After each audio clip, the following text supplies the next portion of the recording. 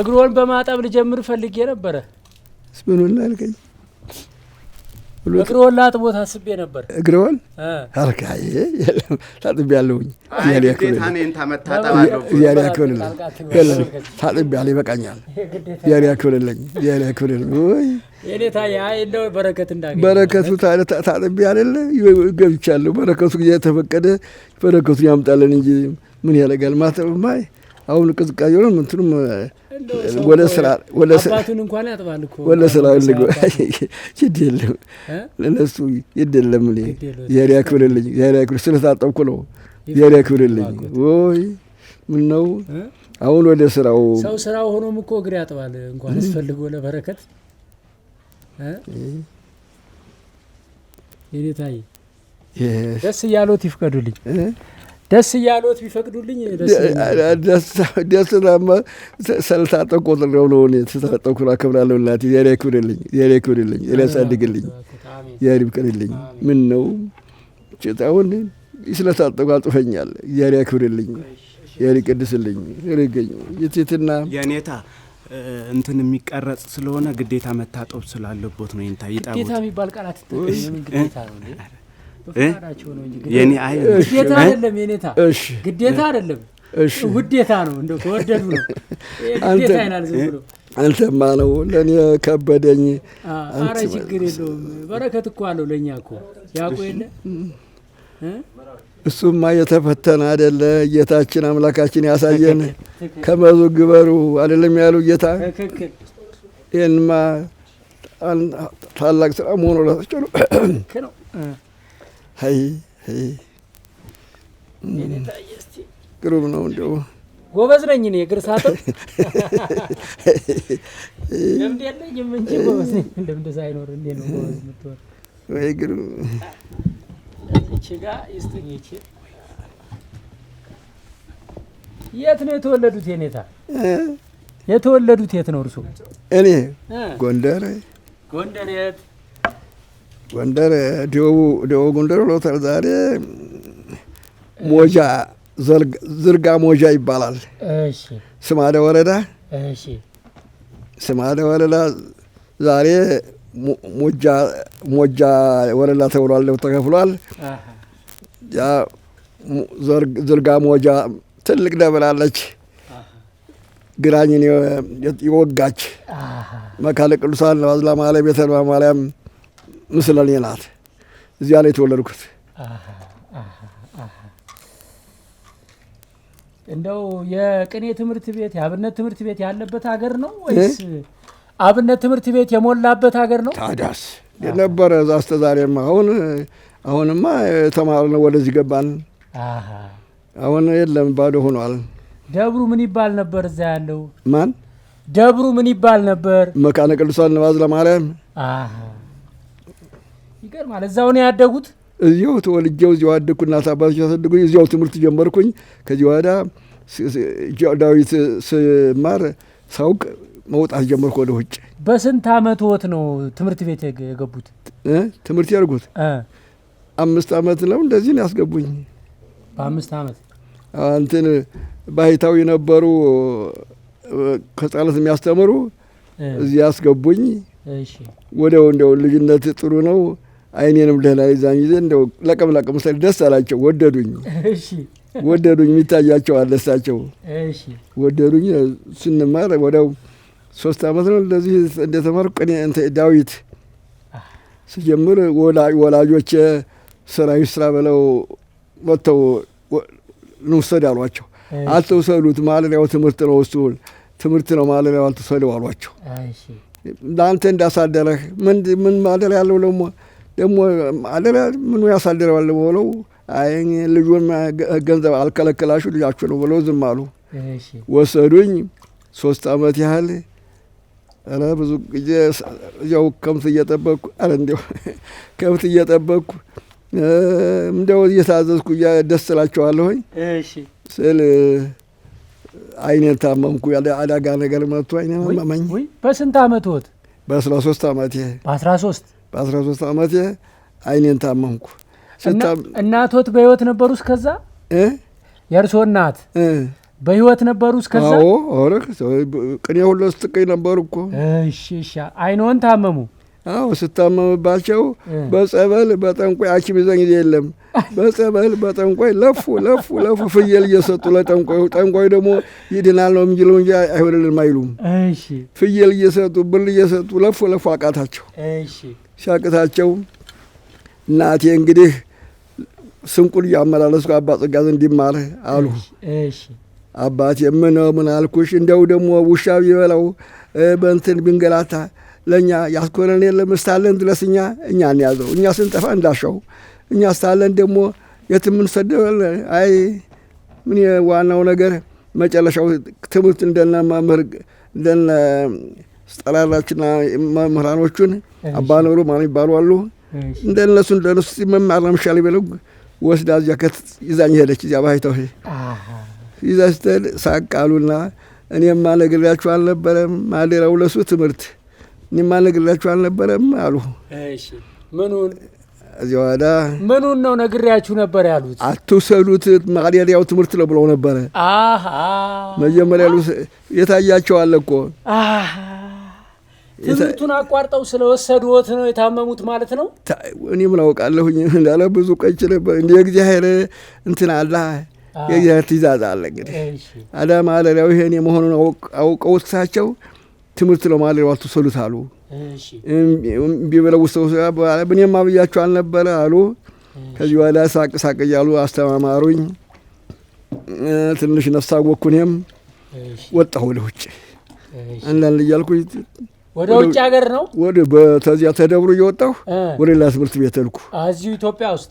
አዎ እንግዳ ተወረ በዚያው በዚያው ለጊዜው ተድባበ ማርያም ነው ሄድኩት። ተድባበ ማርያም ሄዱ? አዎ ትልቅ ደብር እኮ ነው እውነት። የንባዝላ እንግዲህ የተድባበ ማርያም ምክትል ናት የምትባለው ምስለኔ ነው። ስርዓት ሁሉ አላት ተድባበ ማርያም የሚሰጣት ለተድባበ ማርያም መራት ሁሉ አላት ትሰጣል። እዚህ ያድነ ንባዝላ ነው ንባዝላ ንብ ያዘለች እንደማለት ነው። ታሪኳ ብዙ ነው። እንዴት ታሪኳ? እንግዲህ ንብ ወትሮ ጀምሮ አለባት ይባላል። ግራኝ እያቃጠለ ሀገር ይሄዳል። አላ ቤተክርስቲያን አልፎ አልፎ ነው አይገኝም። እዚያ ንባዝላ አንካዋሻ ነው የምትባለው።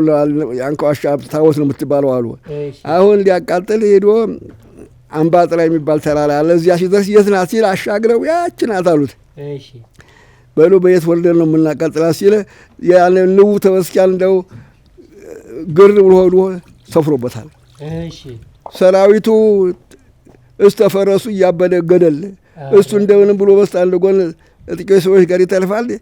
አሁንም ምን ይናደድና ድንጋይ የግሬ ድንጋይ የሚባል አለ። ሞላላ ነው ረጅም ያንን ወርሯል። መሄዶ ጉልላቱ ያልፎ በስኪያኑ ሳይጎዳ ወርዶ መለስ ያልፍ ተወለት ተቀምጧ ዛሬ ያለ ለማስረጃ አለ። ተዚያ ተመልሶ ሳያቃጥላት ይሄዳል። ሳያቃጥለማ ገዛ ጊዜ ተቃጠለች ሲሉ ሰዎቹ የለም ንባዛ ሷማ ንባዛ ንቡ መለሰው ተብሏል። ንባዛ አዛ ነው የተባለው። ንባዛ ግራይ ሳያቃጥላት ተመለሰ። ንባው ነድፎ ሉሉ መለሰው ይሏቸዋል። እኔ እኮ ንብ አዝላ መስሎኝ ነበር። ሌላ ግን አለ በዚህ ተከትሎ እየተከተለ ሰው ምን ይላል? ንብ አዝላ ተባለች። ንቡ ደግሞ እዚያው መቅደሱ ነው ያለው። ንቡ አለ ዛሬው አሁንም አለ ንባው አለ። የት? እዚያው ቤተክርስቲያን ውስጥ። እንዴት አለ ንቡ? ቀፎ ሰርቶ አረ እንትኑ ላይ መስኮቱ መቅደሱ ውስጥ እዚያ ነው እኛ ስታለን የምናውቀው። የሚገርም ነው። ህሙም እየፈወሰ ማሩ ሰው እያዳነ እንትን እያለ አይደለ? በዚያ ዳን ንብ አዛ ሲለው ንብ አዝሉም እዚያው በመቅደሷ ስለሆነ ንብ አዝላ ተባለች። ትልቅ ቦታ ናት። መምህራኖች የማይለዩት። አሁን ዛሬ እኔ ይኸው 3-4 መምህራኖች ደሞዝ እየከፈልኩ ልትጠጋርጎ ብዬ አዲስ አበባ ቅዱስ ሀገር አይደለም ተዚያም ተዚህም እየለመንኩም እያሟላሁኝ አሁን እየሰጠሁኝ ነው። እዚያ ያስተምራሉ። አስተማሪዎች የቅኔ መምህር ቋቋሚ ድንጋይ የቅላሴ የንባብ እንኳን 2000 በወር እልክለታለሁ። የሚገርም ነው በጣም እንደ ተፈታች ቤተ ክርስቲያን ባዶ ቀረች። እንግዲህ እኔ እስካለሁ ድረስ እኔ አዲስ አበባ ያመጣኝ እግዚአብሔር ሊታዘበኝ ነው የመጣሁት። አሁን አላውቅ ዝም ብዬ እዚያ 31 ዓመት ተምን ደግሞ ሳላገኝ ነው ሳያገለግል ወልኩ ሳስተምር። አሁን እዚህ በብልሃት መጥቼ ነው ሳላስተው መጥቼ ነው የቀረሁት። መምህር የዚህ ነበሩ ሞት ሲባል አልቅሼ ልሄድ ብመጣ 40 ነው ተዳላህ አሉኝ። 40 ስውል ደግሞ እዚሁ ቀር አሉኝ። አታሉኝ ሲያታሉኝ ነው ለመድኩኝ። አቡነ መርቆሬዎስ የተማሪ ቤት ጓደኛ ነበርና እሳቸው ፈቀዱልኝ ገባሁኝ። ከአቡነ መርቆሬዎስ ጋር አብረው ተምረዋል? ኧረ አስነገላቸው ነበር እንጂ እኔ ዘላፊ ነኝ መምህር ነኝ። እሳቸው ገና ቅኔ እየቆጠሩ አስነገላቸው ነበር። እውነት? አዎ። የሚገርም ነው። በስመ አብ ተማሪ ቤት ያው እግዚአብሔር ይስጥልኝ በእውነቱ ጌታችን አምላካችን ለደቀ መዛሙርቱ የመረው ምሕረት እግዚአብሔር ክብር ይስጥልኝ። ክብር ይስጥ ሕጽበተ እግዚአብሔር ንጹሕ ማጥያት ጽኑ በኃይሉ የታልጎ ይጠብቅልን። ቀቦዋሊን ወልደ ገብርከ ወልደ ገብርኤል ይጠብቅልን እግዚአብሔር። አቡነ ዘበሰማያት አቡነ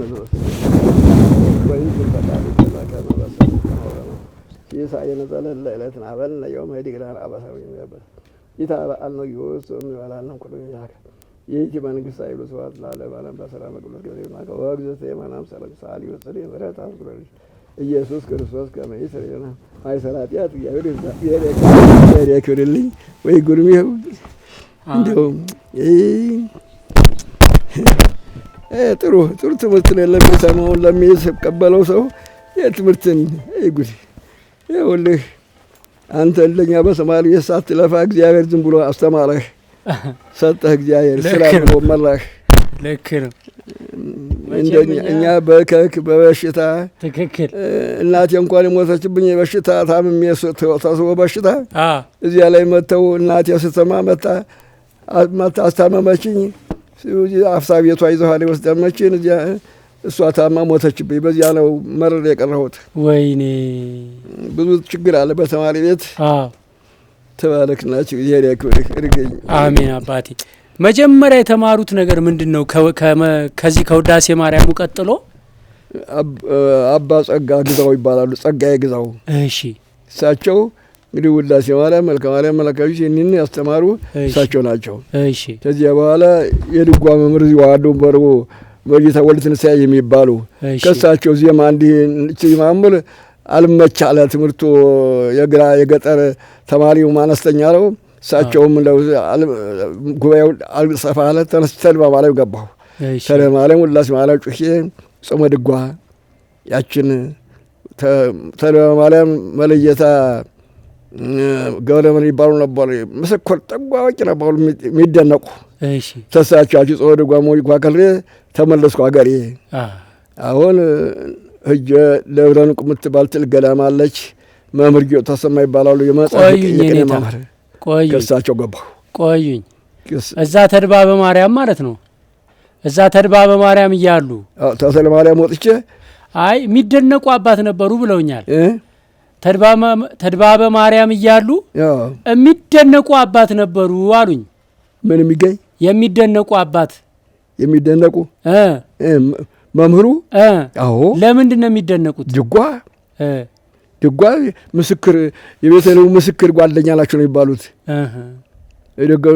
ምስክሩ የኢትዮጵያ ቤተልሔም አይደለም? አዎ። አለቃ መርሻ ይባሉ ነበር። እዛ የእሳቸው ጓደኛ ናቸው። እሳቸው ጋር እኩል ነው ሙያቸው ይባል ነበር። አይ ምን ማለት ነው? ምን ማለት ነው? እንደው ጎበዝ ነው ሲባል አንድ የድጓ መምህር ምን ማለት ነው? ባለሙያ ናቸው። ምሁር ባለሙያ ናቸው። ምን ያውቃሉ ማለት ነው? ያው የድጓ መምህር ናቸው። እሳቸው በድጓቸው የሚነገርላቸው እሱማ ሙያውን አቋቁሙንም ቅኔውንም ዝማሬው መሳቱንም ለራሳቸው ያውቃሉ። የሚያስተምሩት ግን ድጓ ነው። እንግዲህ አሁን ለምሳሌ እኔ የማስተምረው ቅኔና መጽሐፍ ነው። ግን ዝማሬውን መዋሥዕቱንም ተድጓውም የደብት ያቅሜን ለራሴ ይዤ ነው። እንግዲህ አንዱን ብቻ ይዞ የሚቀላለ። እኛ ግን በመምህራችን በቤታችን ሁሉንም መያዝ ግድ ነው። ለዛ ነው። እሺ ከዛ ወዴት ሄዱ? ከዚያ ስማዳ ወረዳ ደብረ ንቁ ትባላለች። ደብረ ንቁ ማርያም ትልቅ ገዳም ናት። እሺ እዚያ መምህር ጌጡ ተሰማ የሚባሉ የመጽሐፍ የቅኔ መምህር አሉ። እሺ ተሳቸው ገባሁ። እሺ እሳቸው ገባሁ። እሳቸው ዘንድ ቅኔ ተቀኘሁኝ። ቅኔ ስቀኛ እንግዲህ ድጓ ነው የምማረው ብዬ እኔ በእኔ ሀሳብ እግዚአብሔር የፈቀደው ነው ልሂድ ስላቸው፣ አይ ቅኔ ነው ክፍል ዝም ብለው እዚሁ ተቀመጣሉኝ። እንዴት ዜማ አቋቋም ዜማ ህጀ ድጓ ልማር ስላቸው ቅኔው ነው ክፍል እዚህ ተማራሉኝ። ለምን እንደዛ አሉ እሳቸው? እኔው ነው ቃል እሳቸውም እየታያቸዋል መሰለኝ እንዳጋጣሚ ነው። ቅኔን እንግዲህ ስነግር እና ታያያዝ ላይ አይስተው ነው ይሄን ያሉት። አያያዝ ላይ አይስተው ቅኔውን ክፍል ነው አንተ ቅኔ ነው የሚሻልህ እዚያ ቅኔውን ተያዝክ መምህር ይዘው ይመጣልሃል አሉኝ። አይ ያልታሉልኝ ምየት እምብያቸው ሆድኩኝ። እሺ ስሄድ እንደሄድኩ ወዲያው ወርም አልሆነኝ እንግዳ ትምህርት ቤት ሄደን እዚያ እንደተቀመጥ በሽታ ጣለኝ። ተማሪዎቹ ጥለው ይሸሹ። አያውቁኝም፣ እንግዶች ናቸው። ጥለው ይሸሹ። 13 ቀን ብቻዬን እዚያ ሰፈሩ የመምህሩ እህት አሉ። የቄስ ሚስታቸው ውሃ ይሰዱልኛል፣ የሚቀመስ እንደ ይልኩልኛል። እዚያች እያልኩ ስል ጅቡ እየዞረ ተገኘ ይላሉ። እግዚአብሔር ከልክሎት ጅቡ እየዞረ ተገኘ ይላሉ። ማለት ጅብ ሊበላውት? አዎ ጅቡ እየዞረ አገኘ ነው አሉ። እግዚአብሔር አግዶት እሺ ከልክሎት እድሜ ይገላል የለም። አሁን ለእናቴ መልእክት ሄደው ተማሪዎች ተናገሩሎ እናትና አባቴ መጡ። ይዘውኝ አገራቸው ሆዱ። እሺ የ3 ቀን መንገድ ነው በእግር ይዘው ወረዱ። እዚያ ስንደርስ በምን ይዘውት ሄዱ? በእግሮት? በበቅሎ በበቅሎ ነው። እሺ በበቅሎ እያዘሉ በበቅሎም እያሉ ይዘው ገቡ። እሺ እዚያ ስንደርስ እናቴ ታመመች። እናቴ ሞተችብኝ። በዚያ ተማረርኩኝ። እንግዲህ ምን አደርጋለሁ እንግዲህ ከዓለም ጋር ምን ግንኙነት አለ ብዬ ወጥቼ ሲሰሙ እኒሁ መምህሩ ያስተማሩኝ አትሄድ ያሉኝ ይዛችሁት ነው ብለው ተማሪ ላኩ። እሺ ተማሪ ላኩ። እኔ ወደ ዘማ ነበር የምሄደው ስል አይ እና ብለውሃል አሉኝ። ሄድኩኝ።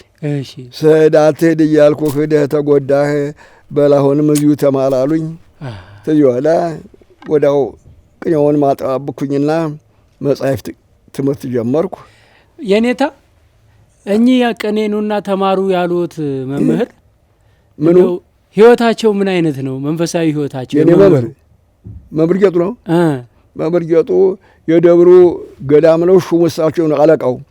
እንግዲህ ወረዳ ቤተ ክህነት ደግሞ የእሳቸው ነው። ከዚህ በላይ እንግዲህ ጉባኤ ሰሚተው ቅኔም ተማሪ መጽሐፍ ተማሪ በተገናኝቶ አንድ ላይ ሲገኝ 100-200 ተማሪ ይሆን ነበረ። እዚያ ገባሁኝ። ቅኔውንም መጽሐፉንም አስተማሩኝ። ጉባኤ ቤተ ክርስቲያን ያሰሩ ነበር። ቤተ ክርስቲያኗን ያሰሯት ነበረ። ያችን ያሉባትን ደብሯል። አዲስ አበባ እየመጡ አቡነ ባስልዮስ ዘንድ በጣም ባለሟት ናቸው። ይረዷቸዋል። አመት ተቀምጠው ይመጣሉ። ጉባኤውን መጠበቅ እኔ ነኝ እያስተማርኩኝ ቤተ ክርስቲያኑን እያገለገልኩ። ቤታቸው ምን ላይ ጎል ገበሬ ያላቸው በልበል እያልኩኝ እጠብቃለሁ። እንዲያስንል ብዙ ጊዜ ቆየሁኝ። በ51 ዓመተ ምህረት ፈቀዱልኝ፣ መረቁልኝ። መንፈሳዊ ህይወታቸውስ የእሳቸው መንፈሳዊ ህይወት ለምሳሌ መንፈሳዊ ጾማቸው፣ ጸሎታቸው ጾመኛ፣ ጸሎተኛ። ጸሎት አቡነ ሶፊያቱን ቁጭ ብሎ አይወቁም፣ ቁመው ነው። ቀንም ሌትም በጸሎት እንደሳቸው ያለ አይገኝም። በሳቸው ሁላችንም አጠገባቸው አንደርስም። ጸሎተኛ ነበሩ። ጸሎተኛ እውነተኛ መምህር ነበሩ። ቤተ ክርስቲያን ሲያገለግሉ ተቆሙ አይቀመጡም። እንደገና ያስቀድሱ አይወጡም። ወይ የእሳቸውማ ባህሪ ወይ ለተማሪስ እናት ነበሩ። ተማሪም እንዲሁ የታመመባቸው ጊዜ እንደዚህ በሽታ ገብቶ 9 ተማሪ ሞተ። ተየትም እንዲያው መዳረሻው የሚያታወቀው ሁሉ አዘኑ። አገሩ ቅዱስ ነው። ሰው አገሩ እንጀራ እየጫነ ይመጣል። ገጠሩ ሁሉ እንጀራ ይመጣል እያለ ሁሉ የሞተው ሙቶ ጉዞ ታሞ ተረፈ ዳነ። እንዲያው ታዲያ ለተማሪ ያዝኑ ነበር። በህጋዊ ጸንተው ልጆች አሏቸው። እንዴት ያሉ ልጅ ዛሬ እንኳን ጥሩ ልጆች አሏቸው። እሳቸውማ ትልቅ ሰው ነበሩ። ጾም እንዴት ነበር የሚጾሙት? የእነ እንትና መምህር እኮ ናቸው። የእነማ? የሊቀ ስልጣናት ሀብተ ማርያም፣ የአቡነ ናትናኤል፣ የአቡነ ረክስት ጳጳስ የእሳቸው ማመን ለሊቀ ሊቃውንት መንክር የእሳቸው ተማሪ ናቸው። እሳቸውማ እኛማ የነፋሽ ነን። ስንት ተማሪ ነበራቸው። ጾማቸው እንዴት ነው እስቲ? ይጾሙ ነበር? ጾም ጸሎት ማን ያህላቸዋል? በፍልሰታ 1 ሰዓት ነው የሚበሏት። ወይ እሳቸውማ ልዩ ናቸው። ተዚህ ዓለም ሰው አይመስሉም። ብቻ እግር አጣቢያቸው እኔ ነበርኩ። እኔ ተለለሁ ነው ሌላ የሚያጥብ እንጂ እኔን ታለው ዘካርያስ እግር ጠብ ነው እሳቸው አስበው ነው። እኔም ውሃውን አስቤ ይዤ አስቤ አጥባቸዋለሁኝ። ሳታጠቡ አይውሉም። ወይ ቀን ወይ ማታ እንደዚህ አጥባቸዋለሁኝ። ይመርቆታል። ምርቃትማ ምርቃት ነው። ወይ ስንቱ አባት የሳቸው እንግዲህ እናት አባት የሳቸው አይደሉ? እንዴት ነው አሁን እንግዲህ መቼም ጸጋ የበዛላቸው አባት ናቸው። የሞቱ ጊዜ እዚህ ልደታ ሊቀብራቸው ቀስተ ደመና ወልዶ የለ እንዴ? እኔ የለሁም፣ የዛን ጊዜ አልመጣሁም። ቀስተ ደመናም ደግሞ መቃብር አቡነ ገብርኤል ናቸው። አቡነ ገብርኤል አቡነ መርቆሬዎስ ፓትርያርክ ሆኖ 9 ጳጳስ ወርዶ ሊቀብራቸው እዚያ ለቆመ እንደው ለዚህ ተሰማይ ወርዶ መቃብሩ ላይ እንዴ አስከሬኑ ጋር አብሮ ጥልቅ ቀስተ ደመና። አዎ ቀስተ ደመና። ሰው እልልታ አላሉ። ሰውላት ሲመጣ ያዩት ጊዜ ሰዎቹ ገና እልልታ አሉ፣ ድብልቅልቅ አላሉ።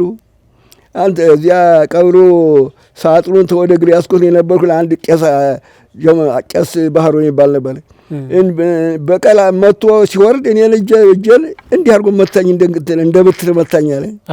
ተጀለጠ። እኔ አድርገዋል ነው የምለው እንዲያው ተቀብለዋል አለልም ይለኝ ነበረ። እንዴ ባል ተደርጎ ሰንብቶ አቡነ መርቆስ ሁሉ ደስታ ብለዋሉ።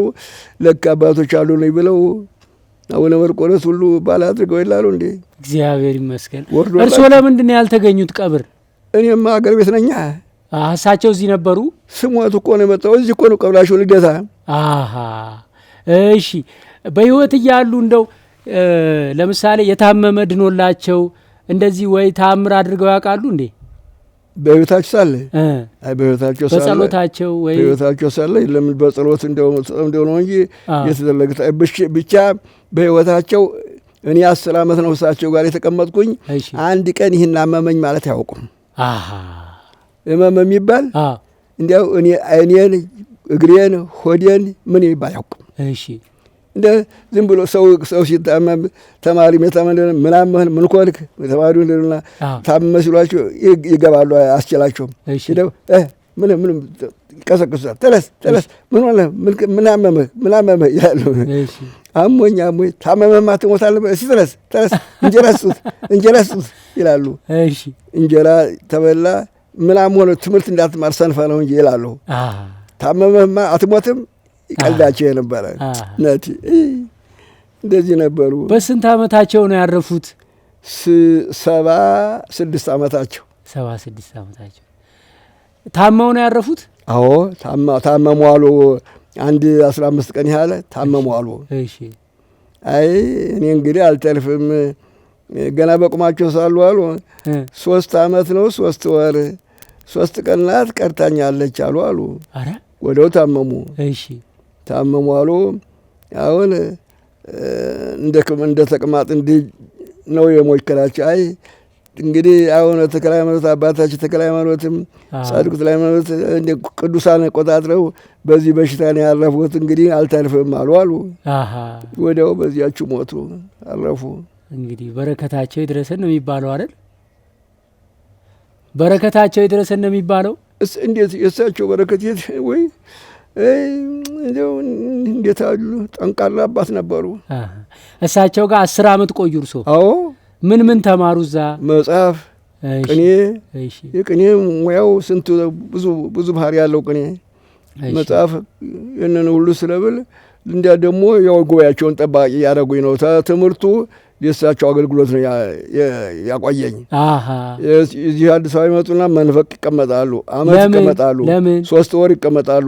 ደጅ ጥናት ቤተክርስቲያን እያሰሩ እዛ ቤተክርስቲያን እያሰሩ ሰርተዋታል። ቤተክርስቲያን እንዴት አድርገው አሰርተዋት ነው የሞቱት። ምን የምትባለዋል? ደብረ ንቁ። ደብረ ንቁ አገራቸው ተወልደው ያደጉበት። አባታቸው የድጓ መምህር ነበሩ። እሳቸው የቅኔ መምህር ሆኑ። የት ነው? እዚያው። የት ነው? እዚያው ስማዳ። የት? ጎጃም ነው? የለም ጎንደር። ጎንደር ስማዳ ጎንደር ነው እንጂ ስማዳ ጎንደር ነው። እሺ እዚያ ናቸው። አባትዮም ተሰማ ውዬ ይባሉ ነበር። ትልቅ አባት ነበሩ። ድጓ ታጣሪ ልጁ ድጓ ቅኔ መምህር ከሆኑ እሳቸው ልጃቸው ያው ብዙ ዘመን በ23 ዓመታቸው ነው መምህር የሆኑት። ከዚያ ጀምረው እስኪሞት ድረስ ጉባኤው አልታጠፈም። እሺ እርሶ 10 ዓመት እዛ መጽሐፍትና ቅኔ ተማሩ? እኔም ጎያ እየጠበቅኩለት ትምህርቱ 5 ዓመት 15 ዓመት አልፈጀብኝም። እሺ እንግዲህ ጉባኤዎቹን ያስጠበቁኛል። ቤቱን ብዙ እቃ ቤት አለ። የታቦቱ ሁላ ቃስታው ቤተሻው ቤት ነው ያለው። ያኑን ቤቱን እየጠበቅኩኝ ሳስተምራ ውዬ ማታ ተማሪ ጋር አንድ ተማሪ ይዤ እዚያ ነው ሂጄ ስጠበቅ ማድረ ደግሞ ቀንም ሌትም ትምህርቱን ተመኑ ስራው ደሞዝ የለም፣ በነጻ አይደለም ያገለግሉ። እርሻው እንዳይፈታ ገበሬው ጋር እየተነጋገርነ ዘሩ በሰዓቱ እንዲዘራ ማስተናበር ይችላለሁኝ።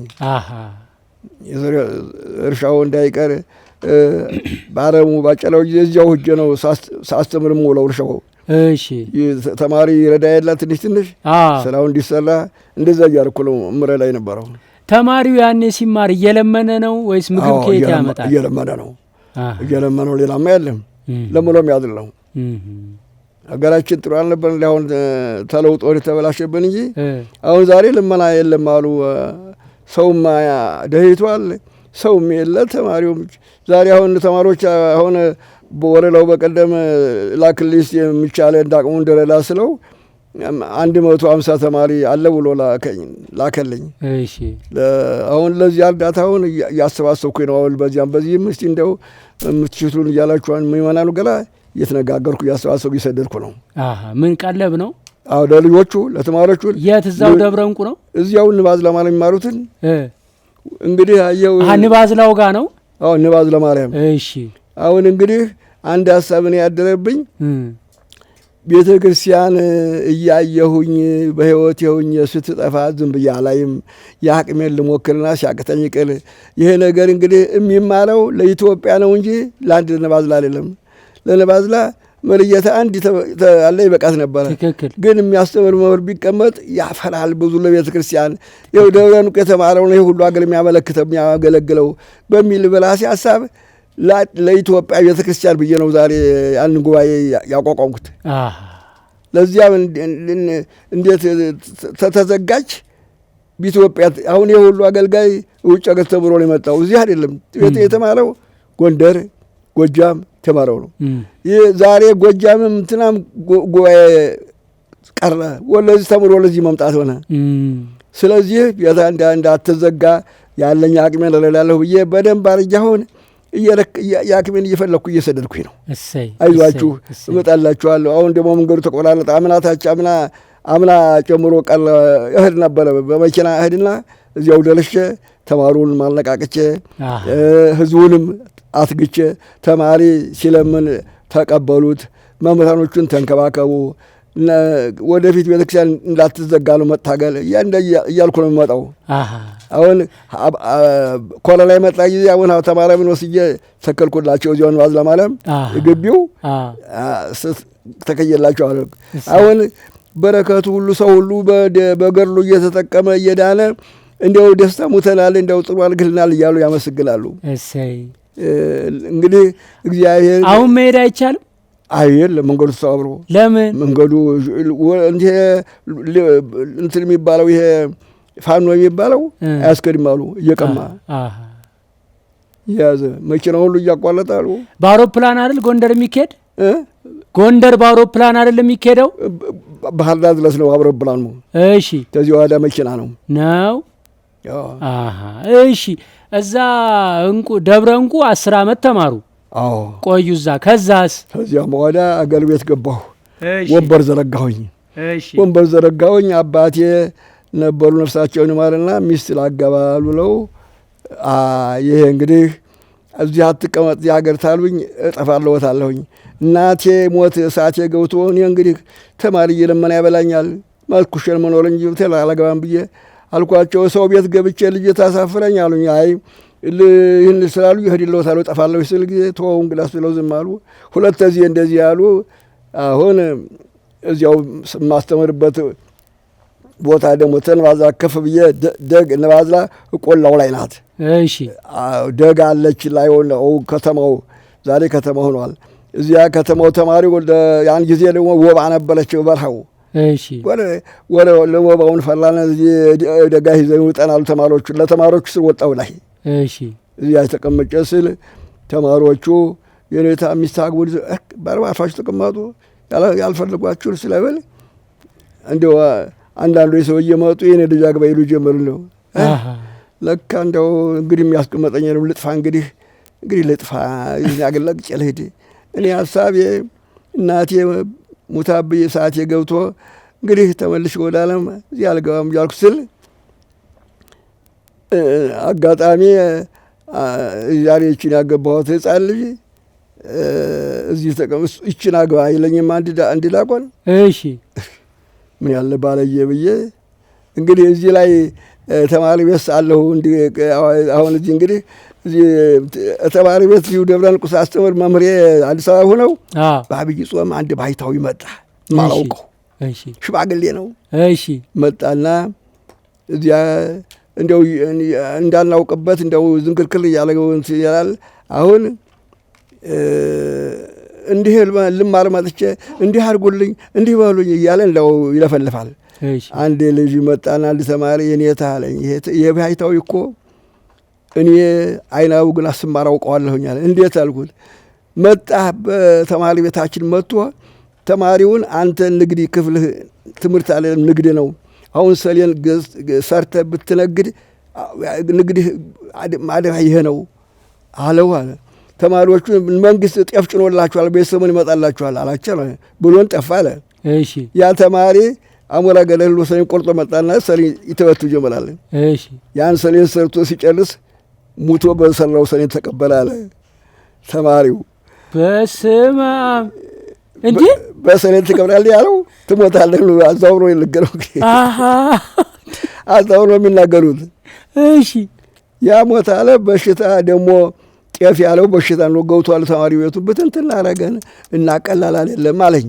እሺ ከካልኩኝና አሁን ምኝታ ቦት ማህበር ቤት አለ እዚያ ላይ ነው ምንጣፍ ሰጥቼ የሚያድረው። እኔ ደግሞ ምተኛባት እንደንትን ያለች ስሳብ በዚያው ጀለባና ሳዳመጥ ሌሊት የማይደግመው የለውም። ሌሊት ይደግማል። ጸሎት ጸሎቱን ትክክለኛ ጸሎት ጓላ ጸሎት ዳዊቱን ምኑን በቃሉ። እሺ ይሄ ሰውዬ አልኩና ተማሪዎቹ እንዳይሰሙ ቀስቅሼ ተማሪውን ሁሉ ተማሩ አልኩና ጨጨጨ ሲል ሌሊት ብገባ በእግሩ ቁሞ ይህ ጸሎት ይለዋል ስምሩ። እሺ እጄ ጫማው ላይ ወደኩኝ። አይ ችኮላ አለኝ። እንዴት ምን ሳልነጋገር ነበረ ምን አስቸኮለህ አለኝ። አይ አባቴ ይቅርታ እኔ አላውቅም ምናምን አይቼ አላውቅም ለዚህ ነው ይቅርታ። አይ እንግዲህ ኃይለ ሥላሴ በጳጉሜ ሙተዋል እኮ የሉም እኮ ይኸው እያሉ እኮ ነው። እሺ ሙተዋል። እኔ ደነገጥኩኝ። አይ መምሬ እኮ እዚያ ነው ያሉት። አይ ሙተዋል አልኳል አለኝና እኔ አሁን አገሬ ልገባ ነው። አሁን በመጋቢት አገሬ እገባለሁኝ። ቁንጮና ጋቤ ልጅ አግብቼ ገና በትዳር ልጆች ገና ወርዳለሁ። ገና ነኝ። ራሱ ነው ራሱ አገባለሁ። አዎ ይሄ ሲለለ ሽማግሌ አይደል ይሄ ሰውዬ ጤነኛም አይደል አልኩና እንደው ደግሞ ወደ መናቁ ደግሞ ተመለከትኩኝ።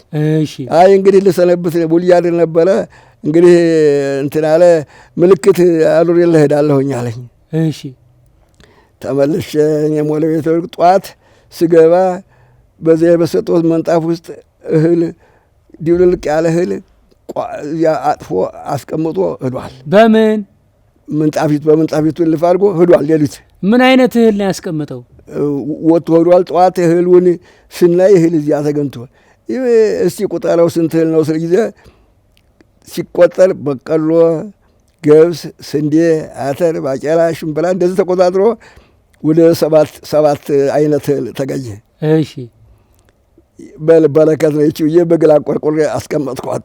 እሺ አሁን የኔታ ሳስበው ወደ ደብረ ታቦር በአየር ደብረ ታቦር መጣ ነውና ተማሪ ላክልኝ በቅሎናት ብለው መልእክት ደረሰ።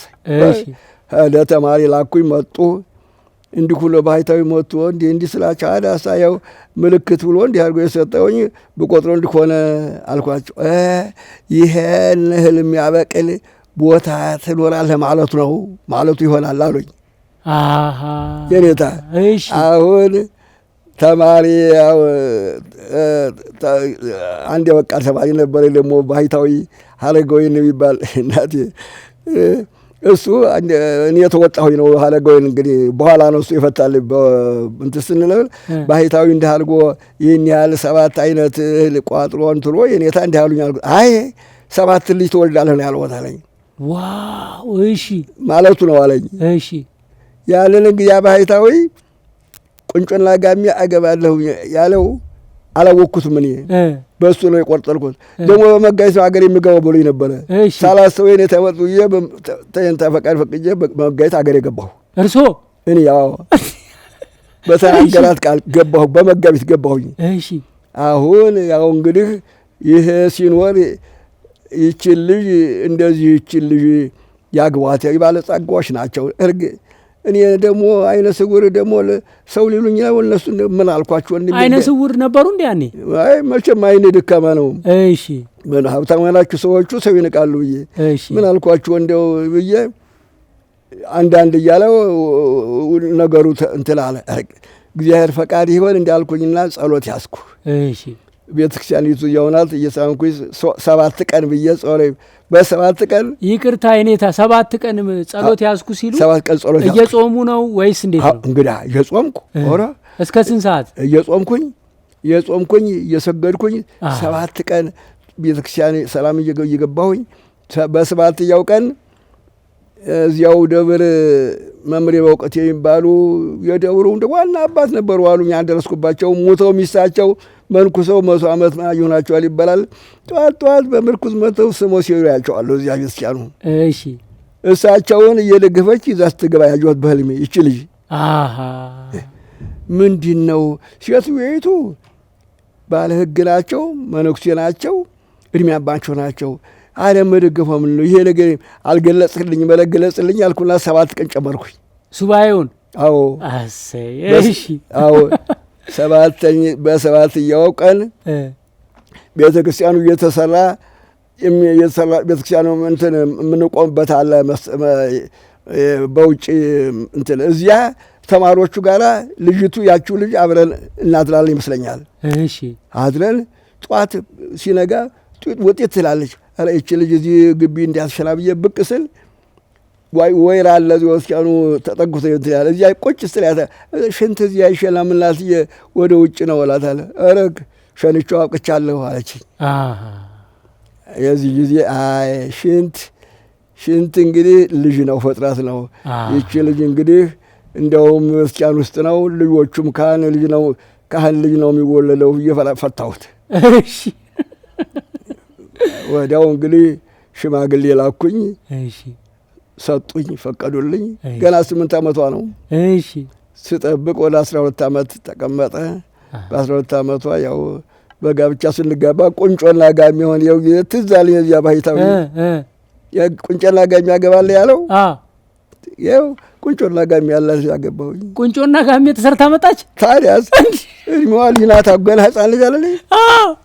ያየሁ ጊዜ ተለነኩኝ በጣም። አይ ለካ እንዲያ ሰውዬ ሳላውቅበት አምልጤ ነው። እንዴት ያለ አዋቂ ኖሯል። እንዳው ደግሞ የማይታይ ነገር። ኃይለ ሥላሴ በጳጉሜ ያርፋሉ ያለውስ በኋላ በዚያ በስንት ዓመቱ ይህን ያለኝ ነው። በ53 ግድም ነበረ። ኋላ ሲያዙ ወደ በዚያ በጳጉሜ ውስጥ አለል ሞቱ የተባለው የተነገረን አስቀድሞ ተናገረው ታይቶት ነው እንጂ ሙተዋል ያለው በቁማቸው ሙተዋል አለ። እንዲያው እንግዲህ ብዙ አይመስግኗቸውም ነበር አንዳንዶቹ መቼም እና ተዚህ ዋዳ ያው እግዚአብሔር ፈቃድ ሆነ። እግዚአብሔር ይመስገን። ያ ባሕታዊን የተማሪ ታለ የመጣ ጊዜ አለጎ የሚባል ተማሪ ነበር። በቃ አንተዬ እንደው አንተ ፍች ታውቃለህ እንዲህ ያለኝ ባሕታውን ነው። ይሄማ 7 ልጅ ወልዳሉ ማለት ነው አለኝ። እሺ አሁን ዛሬ 7 ልጅ ወለድኩኝ። እውነት? አዎ 7 ልጆች። የሚገርም ነው በጣም እግዚአብሔር ይመስገን። እንደው ልጆቹ ነን አላስታውቁኝ ያልኩት ባሕታዊ ይገጥመኝ ነበረ። እሺ ያገናኘ ነበር እንደው እግዚአብሔር ክፍል የሆኑ እንደው ያው መጀመሪያ እንደው የገባቸው ጀመሩ ጨምሮ ባሕታዊ ስለሆኑ እንደው በዚያው ክፍል ነበረ። እዚያ ስል ያው እግዚአብሔር ይመስገን መቼም ተወላጅ ርስታም ነበርኩኝ። በቆላ በደጋው ደህና ነበርኩ። በጎቻ በጅቼ የመንግስት ደሞዝ ያላውቅም እንጂ በጎቻ አርብቼ ከብቶች አብርቼ ወተት እንደ ልቤ ገበሬ አስገብቼ ገበሬ ስጣተ ተማሪ ያርሳል፣ ተማሪ ያርማል፣ ተማሪ ያጭዳል። ምንም ሳይጎልብኝ ኖርኩኝ። እሰይ እግዚአብሔር ይመስገን። አሜን አመሰግነዋለሁኝ። አሜን እግዚአብሔር ይመስገን። ያው መመሪያ የሞቱ ጊዜ ነው ድንገት እሳቸው መጥቼ እዚህ ስቀር አይ እንግዲህ ደግሞ ይሄም የእግዚአብሔር ፈቃድ ማለት ነው። እንግዲህ እዚህ ተወንኩኝ ደግሞ ቁጭ ማለት አይገባም ብዬ ቤተ ክርስቲያኖች 4-6 ቤተ ክርስቲያን ቆርቆሮ አልብሻለሁኝ። ተዚህ እየለመንኩኝ አዲስ አበባ እግዚአብሔር ይመስገን። ይሄ ቅዱስ ሕዝብ እኮ ነው። እረኛ ነው እንጂ አዲስ አበባ እኮ ቅዱስ ሕዝብ ነው እኮ ቅዱስ ቡሩክ ነው እኮ። እኔ ሰው ብሎ በእንትን ይስሉኝ። እንግዲህ ደግሞ አንድ ማህበር አለ ደግሞ በወር እንትን ምልላቸው ማሳለግላቸው ስብሰባ አላቸው። ማህበር ስላሴ ይባላል። ወጣቶች ልጆች እነሱ እየሰጡኝ 37 ቤተ ክርስቲያን አልባሳት እንዲህ መስቀልም የሚረዳ መስቀልም አንዳንድ ጽላም አልባ ተመጻፍም ተሁሉም እያለ የሰራው የረዳሁት። አሁንም ዛሬ ዘይቡ ጣኑ አሁን ስቀር ቀረ እንጂ በአሁኑ ሰዓት እየተጫነ ነበር የሚላቸው እና ቤተ ክርስቲያን ጋር ነው አሁን የምታገለው። ለምን ይታዘበኛል እግዚአብሔር አዲስ አበባ ያመጣኝ ለነገር ዝም ብዬ ብተኛ ይፈርድብኛል። አውቀዋለሁ ጎድሎውን ጥፋቱን። ይህንን ህዝብ ቅዱስ ህዝብ ነው ከኔ ከኪስ አላወጣም እያልኩኝ ከኔ መወጣው አንዳንድ ጊዜ ነው ቢወጥም አይታወቀኝ ማለት ነው። አወጣሁም ብያለ ማውራት አይገባኝ። በህዝቡ ነው እና ቤተክርስቲያን አሁን እነዚያ ቤተክርስቲያኖች እየሰራሁኝ ተማሪ እያስተማርኩኝ ነው። አሁን እንግዲህ እነዚያ ተማሪዎች እንዲማሩ እሰይ በጣም በጣም እንደ ማር የሚጣፍጥ ታሪክ ነው ያጫወቱኝ። እንደ ማር የሚጣፍጥ ታሪክ ነው ያጫወቱኝ። እሺ ወደ ቅኔው እንሂድ እስቲ። አዎ ቅኔ የመጀመሪያ ጊዜ በትክክል ቅኔ ተምረው የጨረሱት የት ነው? እኔ ተዚያው ተመርጌጡ ነው፣ ሌላ አልሄድኩም። እዛው ደብረ እንቁ። ተዚያ በኋላ እዚህ እንትና ሰላሌ ስሬ መድኃኔዓለም መምህር ጥበቡ ጋሜ ተሳቸው መጥቻለሁ። ለመሆኑ ተሳቸው ያው ሐዲሳት ወንጌል እዚያ ጀምሮ የነበረ እዚያ ተሳቸው ጨረስኩኝ። ያንን ደግሞ ቅኔውንም መንገዱንም ምኑንም እዚያው አዳመጥኩኝ። ተሳቸው መምህር ተሳቸው ወጥቼ እኔን አይቼጃለሁ። ሌላ መምህር የለም። አሁን እንደኔ አይነቱ ከተማ ያደገ ልጅ ማለት ነው። እንደኛ ከተማ ስናድግ ቅኔ ምን እንደሆነ አናቅም። የኔታ አስተማሪ አታችሁ ነው ትማሩ ነበረ። አስተማሪ አሁን እኔ እንደ ድንገት እኮ እንደዋዛ ገብተው ነው እየተማሩት። እዚህ አሁን እንደ ድንገት ሲመጡ አያያዛቸው እየበሩ እንዲህ ስላቸው ብልሆች ሆኑ። አንድ ዮሐንስ ይባላል። እሱ እንደው ቶሎ ተቀኘ። ሁሉም ጠለከረ። አሁን እንኳን የዛሬ የዚያ የዕለተ ልደት ዕለታ 2 መምህራኖች መርቄያለሁ ለመምህራን። አሁን እኔ ቅኔ መማር ብፈልግ ከምንድን ነው የምጀምረው? ግስ መገኘት ነው። ማታ ሲገሰጽ መዝሙረ ዳዊት መማር የለብኝም? አልተማርከውም እንዴ? ኧረ የኔታ እኔ ኤቢሲዲ ብቻ እኮ ነው የማውቀው። ነው እንዴ? አዎ። አይ ዳዊት ማታ አልተማርክ ዘሩም አይያዝህ። አዎ። ስለዚህ ከመጀመሪያው ይንገሩኝ። መጀመሪያ ምንድን ነው መማር ያለብኝ? መጀመሪያ ግስ ነው ሲገሰጽ አብሮ ግሱን ማጥናትና ቅኔውን ጸሎት የሚዘለፈውን በነጋው መቁጠር። እሺ ይሄ ነው ቅኔ መንገዱ እኮ። ስንት ዓመት ይፈጃል? አይ እድሜ አይወስነውም። እንደገለጸለት ነው። እንደገለጸለት ነው። እድሜ ደግሞ ለትምህርት ምን አሁን እነዚህ እዚህ የሚቀይተኙት ልጆች ዓመትም አልተቀመጡ። እሺ ቶሎ ነው የተቀኙት። እንደምን ያነባሉ መጽሐፍ ግዕዝ ዳዊት ያውቃሉ። እሺ እንደዚህ ሆኖላቸው ውዳሴ ማርያም ሁሉ የሚደግሙ ናቸው። ያው ግሱ ሲገሰስ ግሱን ይዞ ቅኔ ደግሞ ይዘለፍ የለ ያንን ቀጽሎ መቁጠር በእንደው ያጋጠመህን ቆጥረህ ማቅረብ ይያለሙልሃል። ይቻለው ወንድስ እንደሲል ይቀኛል። ግዕዝ ማወቅ ግድ ነው ቅኔ ለመማር? ግዕዝ ነው ዋናው እኮ። አዎ ግዕዝ ነው። ቅኔ ግዕዝ ማታለውቆ አይገባም። ቅኔ ራሱ ምንድን ነው የኔታ? እኔ አሁን የማውቀው የአማርኛ ሰምና ወርቅ ነው። ያው እሱን አይደለ ግዕዝ እኮ ወደ አማርኛ ተለውጦ ነው። እሺ አንድ ነው እኮ። ግን ቅኔ ራሱ ምንድን ነው? መጽሐፍ ቅዱስ ላይ ያለ ነገር ነው ወይስ ምንድን ነው? ቅኔ ማለት ቅኔ መንፈስ ቅዱስ የተገኘ ማለት ነው። በሱባኤ ነው የተገለጸላቸው ነው መምህራቹ መጀመሪያ። እሺ መጀመሪያ በሱባኤ ያሬድ ከመንፈስ ቅዱስ ተሞልቶ ተናገረው። እሺ ከዚያ በኋላ ሌሎች ባይተውን በሱባኤ ደግሞ ገብተው ነው ያገኙት። እሺ እዚያ ዛሬ የመንፈስ ቅዱስ ምስጢር ነው። ምስጢር ነው። እንደዚህ እንዳንተ አንድ ዶክተር አንድ ለዚህ እዚያ ተክለ ሃይማኖት ሐኪም ስትስል እንደ ቅኔ እንዴት ነው አለኝ። አንድ ቅኔ ነገርኩት እንደዚህ ነው ብዬ ዜሙ እንደወርቁን ሁለት ሙያ ያለው ማለት ነው አለ። ሰምና ወርቁን ሁለት ሙያ ያለው ነው አለ። የመጀመሪያ ቅኔ እርሶ የተቀኙት ምንድን ነው ያስታውሱታል? የመጀመሪያ ቅኔዎትን ያስታውሱታል እንዴ? እኔ አይ ስንት አግኝቼው። እስቲ አንድ ቅኔ በሉልንና ከዛ ፍቱልን። አንድ ቅኔ ያሰሙንና ከዛ ደግሞ ይተርጉሙልን። አንድ ቅኔም ለጸብ ሞት ጸዋሚ መላከ ሰማይ አደጋ አለ። እሺ ጸብ ሞት መተሰራት በስጋ ለጸብ ሞት ጸዋሚ መላከ ሰማይ አደጋ ሞት ወጥ ሞትን ጾመኛ መልአክ ተዋት። ጾመኛ መልአክ ሞት ወጥን ተዋት። እሺ ጸብ ሞት መሰረት በስጋ ሞት ወጥ በስጋ ተሰርታለችና እንግዲህ ጾመኛ ሰው በስጋ የተሰራ አይበላም። ለሰሙ ይሄ ነው እንግዲህ አማርኛው ለሰሙ ጾመኛ ሰውዬ ያንን ወጥ የሚተወው ወጥ በስጋ ተሰራ የስጋ ወጥ አይበላም። ደግሞ መልአክ ጾመኛ ለእህል አይበላም። መልአክ ማለት ሞትን ተዋት ማለት መልአክ አይሞትም። ሞት በስጋ ተሰጥታለች ማለት ስጋ የለበሰ ሰው ነው የሚሞተው። ሞት በስጋ ተሰጥታለች ስጋ የለበሰ ነው የሚሞተው። እንደዚህ ናት የቅኔ አካባቢ ነው። ህዝብ የለሽም እየሰማሽ አይደለም ማለት ነው። እንገናኛለን እና በጣም የሚያስደንቅ ቅኔ ነው የኔታ። ቅኔ ማርና ወተት አይደል?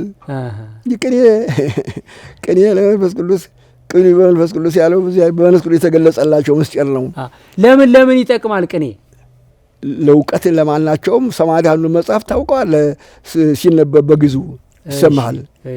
ከዚያ በኋላ ደግሞ በአገልግሎት ይኸው አሁን እንደምልክ ባታ አሁን ይጠብቃሉ የኔ ተራሁን ድርስ ስል ቅኔ የኔ ቅኔ ደግሞ ይሰማል። ዛሬ በዓል ነው። ዋዜማው ነው። እስቲ አሁን እዛ የሚቀኙትን አንድ ቅኔ እስቲ ይበሉልን። ቅኔ ደግሞ ቅኔ ታንዱ ወደ አንዱ አይሄድም።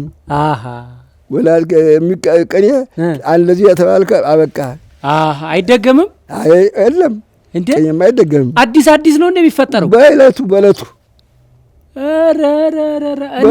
ጉሩም የሚባለው በእለቱ ሲመጣ አይደል? በእለቱ ሲባል ሲያመጣው እሱ ይባል እንዲህ አድርጎ አመጣው። እስቲ አሁን ስለ ኢትዮጵያ አንድ ቅኔ እስቲ እዚህ ይቀኙ እስቲ የኔታ። ስለ ኢትዮጵያ እስቲ ስለ ኢትዮጵያ የተቀኘ ነው። አንተ ልጅ ውስጥ ያምጣው ሞልቷል አለ። የት ሄደ? መራዊ ማን ነው ስሙ? ያዕቆብ መራዊ ኃይለ ኢየሱስ ስለ ኢትዮጵያ እስቲ አምጣ አለ። መጥቷል አለ እያዘጋጀ ነው። ይሄ ምንድን ነው? መራዊ ሞልቷል። ኧረ ብዙ ቅኔ ያልነው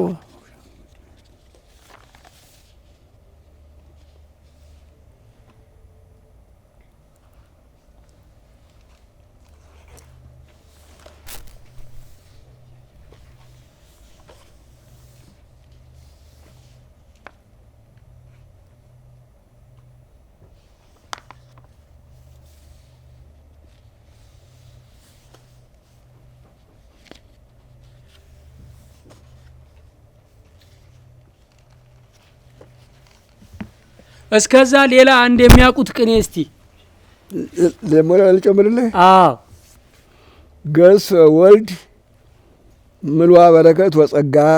እሺ ወልድ የሚባለው ጌታ ነው፣ እግዚአብሔር ወልድ። እሺ ገጽ ወልድ ምልዋ በረከት ወጸጋ እሙድ እንግል እስመ ሴሰየቶ ሥጋ። አሃ ወልድ እግዚአብሔር ወልድ በረከት የተሞላ እግዚአብሔር ወልድ ወፈረ፣ ገዘፈ። እሺ እሙድ እንግል እስመ ሴሰየቶ ሥጋ እናቱ ድንግል ሥጋ መግበዋለችና። አሃ ይኸው እናቱ ትመግበዋለች፣ ትቀልበዋለች። ምግብ ትመግበዋለች ነው ሰሙ። ለሰሙ እናቱ ስትመግበው ይወፍራል። እሺ ይወፍራል፣ ሰውነቱ ያምርበታል። በምን እናቱ ተንከባክባ ሥጋ እየመገበችው። እሺ ደግሞ እግዚአብሔር ወልድ ረቂቅ አምላክ ደግሞ እመቤታችን ሥጋ ለበሰና ረቂቁ ግዙፍ ረቂቅ ሆነ። ሥጋ ከሷ ወስዷል፣ ሥጋ ነስቷል ለማለት ግዙፍ ሆነ፣ ግዙፍ ሆነ። ይህ በጣም የሚገርም ቅኔ ነው። ቅኔማ ኧረ ስንት እንደዚህ ብስት ምስጢር ያለው ነው የሚመጣው። ወይ እስቲ ሌላ ትዝ ያለዎትን ደግሞ አይጠገብም እኮ ትዝ ያለዎትን ሌላ እስቲ አንድ ይጨምሩልኝ። መቻል ቃል ቅኔ ምን ቅኔ ቤት ሰሞን የለች ዋለ ኢየሱስ እስቲ ቅኔ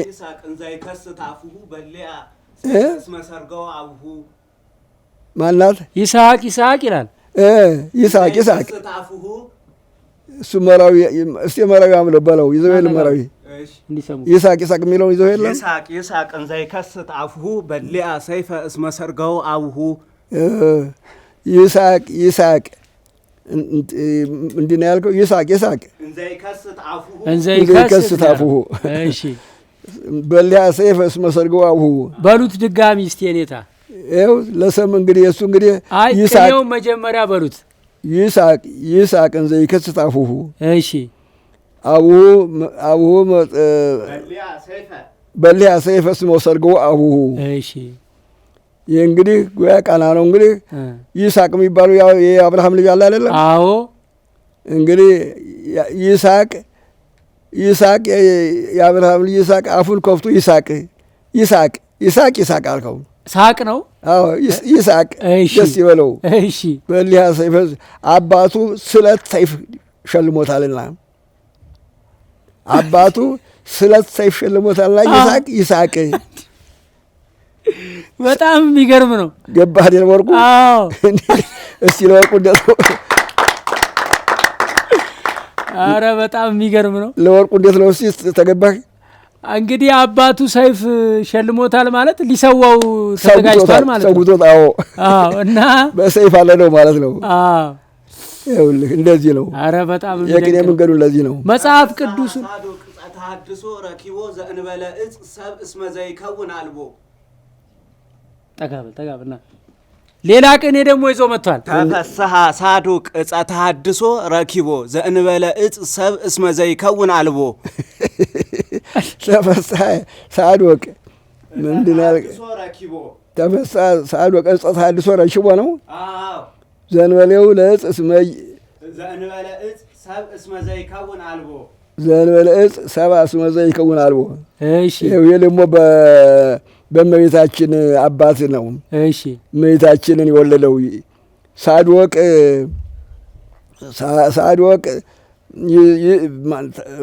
ምንድን ነው ያልከኝ?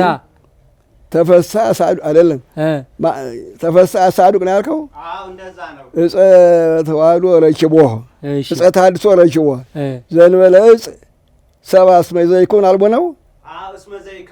እንግዲህ የእመቤታችን አባት ኢያቄም ሳዶቅ የሚባል ስም አለው። እሺ ሳዶቅ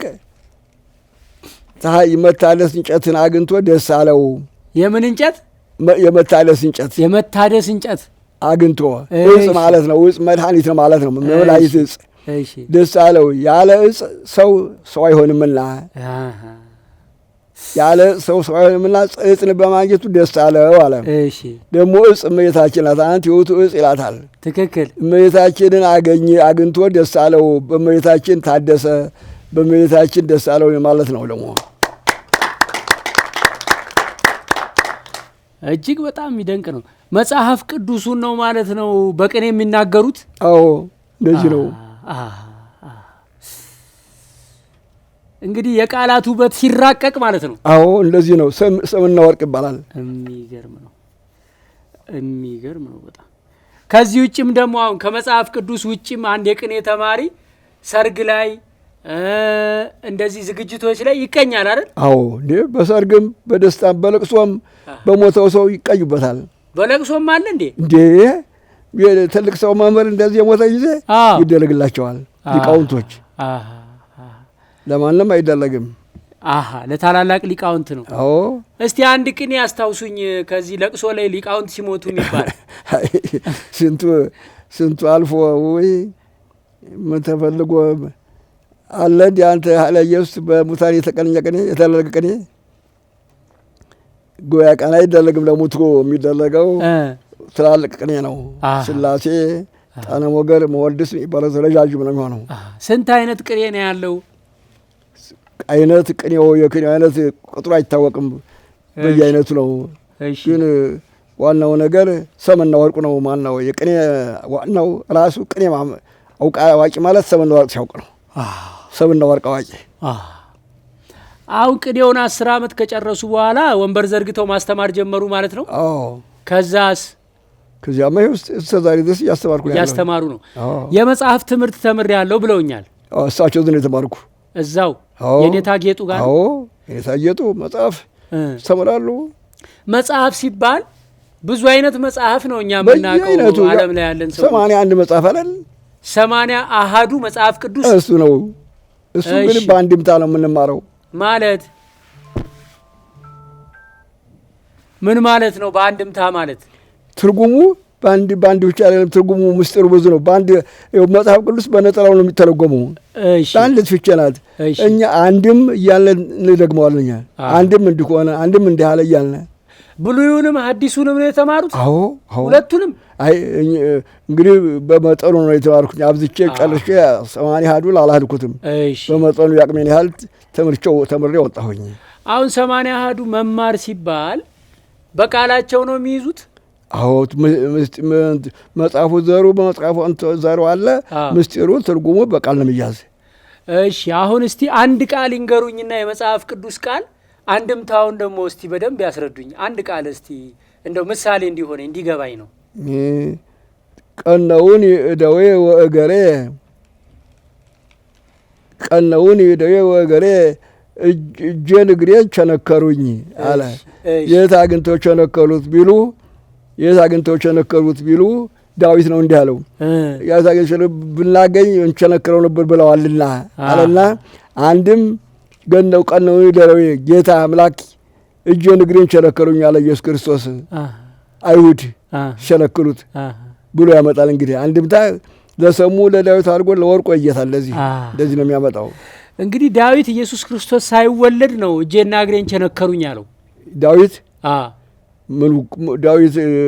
ምኑ የተነገረ መጽሐፉ ገና እኮ ዳዊት በነበረበት ዘመን ኢየሱስ አልነበረም። ወየትና ወየት ኦይ ትንቢት ነው ማለት ነው። አዎ ምሳሌ እየመሰለ ምሳሌ እየተነገረ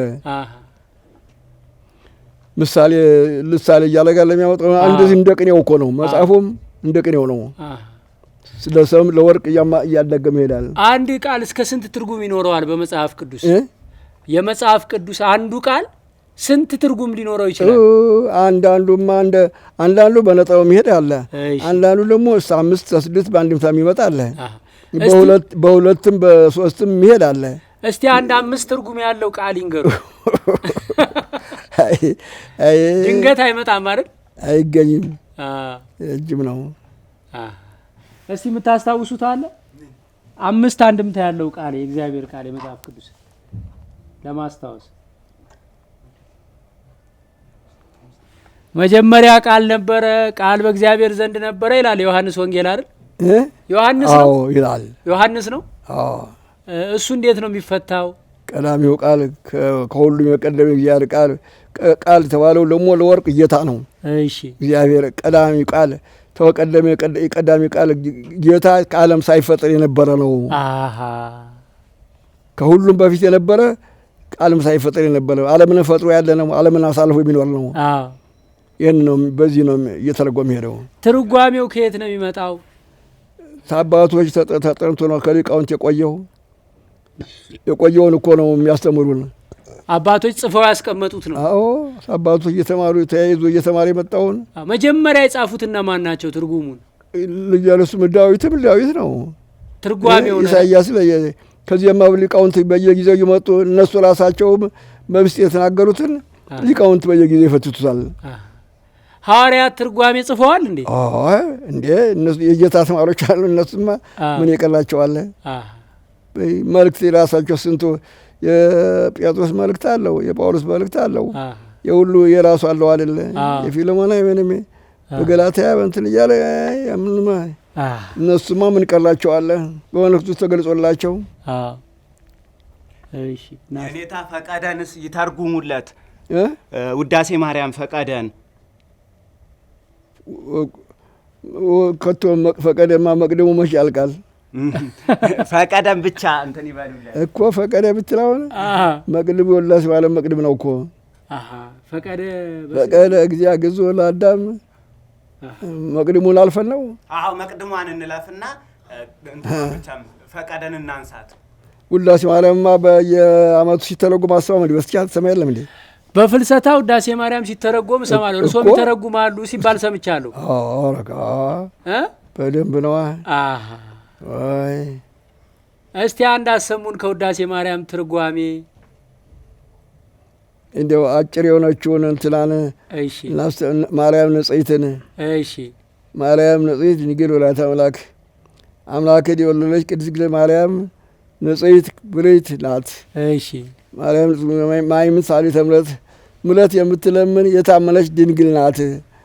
በእውነት የአምላክ እናት ናት። በእውነት አለ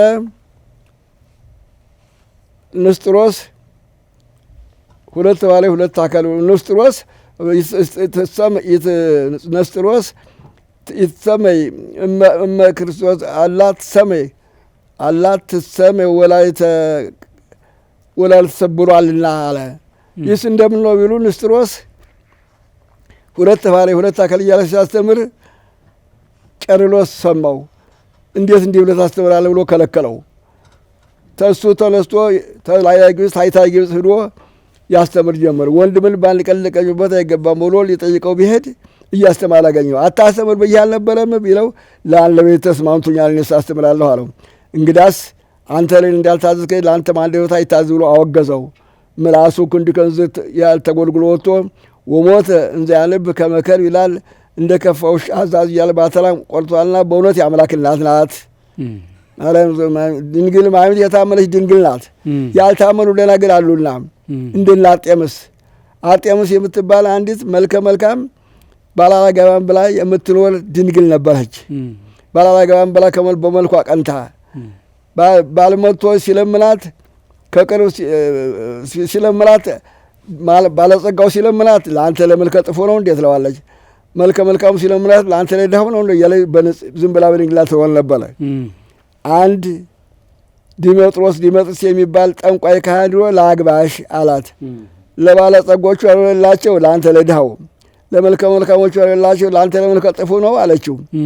ከሰው በላይ መኖር ነው የምትወጁ፣ ከሰው በላይ አንዱ ያልሆነሽ አለሁኝ አላት። ያደረከውለት አለችው። ተንኮለኛ ነው፣ ጋን ይስባል። በክርታስ አርጤምስ መልክ የተሰጣት አምላክነት ቢኖራት ስገዱላት ብሎ ጽፎ ለአጋንንት ሰጣቸው። አጋንንት በአደባባይ የተቀመጡ ሳለ ድምፅ አሰሙት። ድምፅ ሲያሰሙት ታጥቆ ቆመ። በሰው መካከል ወረወሩት። ያን ወረቀት ተሰማይ እንዲሁ ተጣል አድርጎ ተቀበለና አነበበ። አርጤምስ አምላክ ብትሆን ነው የመልኳ እንዲሆነችና ስገዱላት ይላል። ታጥቆ ሄዶ ሰገደላት። እሱ ሲሰግድላት አይዶ ህዝቡ ሁሉ ሰገደላት። እሷን አግብቶ ዜውስን ወለደ።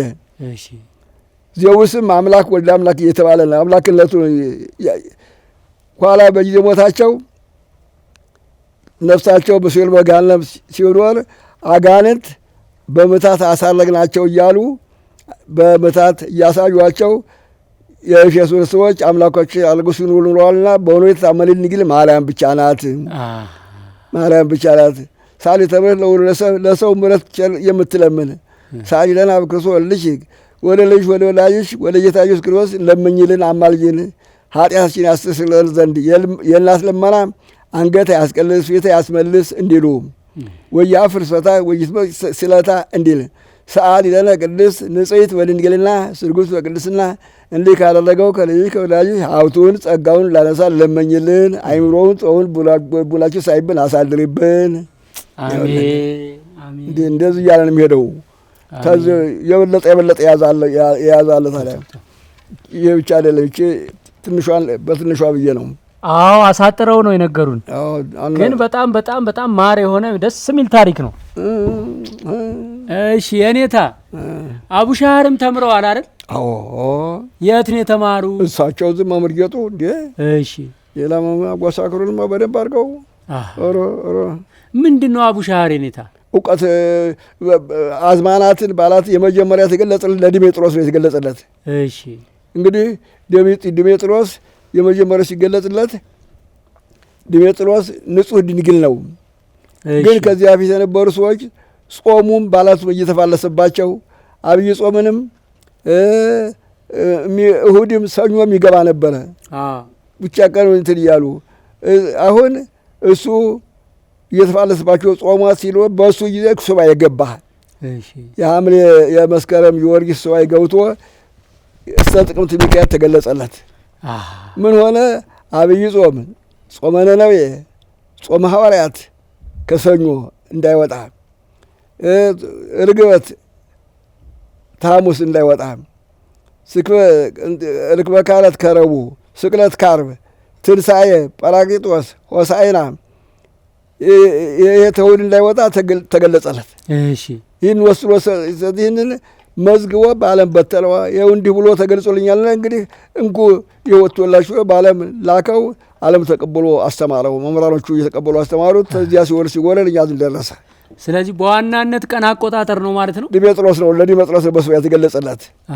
መቼም ሱባኤ ላወቅበት ሰው እንደ ሱባኤ ያለ ክቡር የለም። ምስጢር ገላጭ ነው። እንዴት? ይኸው ገለጸለታ። ይህንን በእንትን የነበረውን የአምላክን ስራ ወለል አድርጎ አመጣለት። ይኸው አብይ ጾም ሰኞ ያለ ሰኞ አይገባም። አብይ ጾም፣ ጾመ ሐዋርያት፣ ጾመ ነነዌ እነዚህ ሰኞ ብቻ ነው። ስቅለትንም ዓርብን አይለቅም።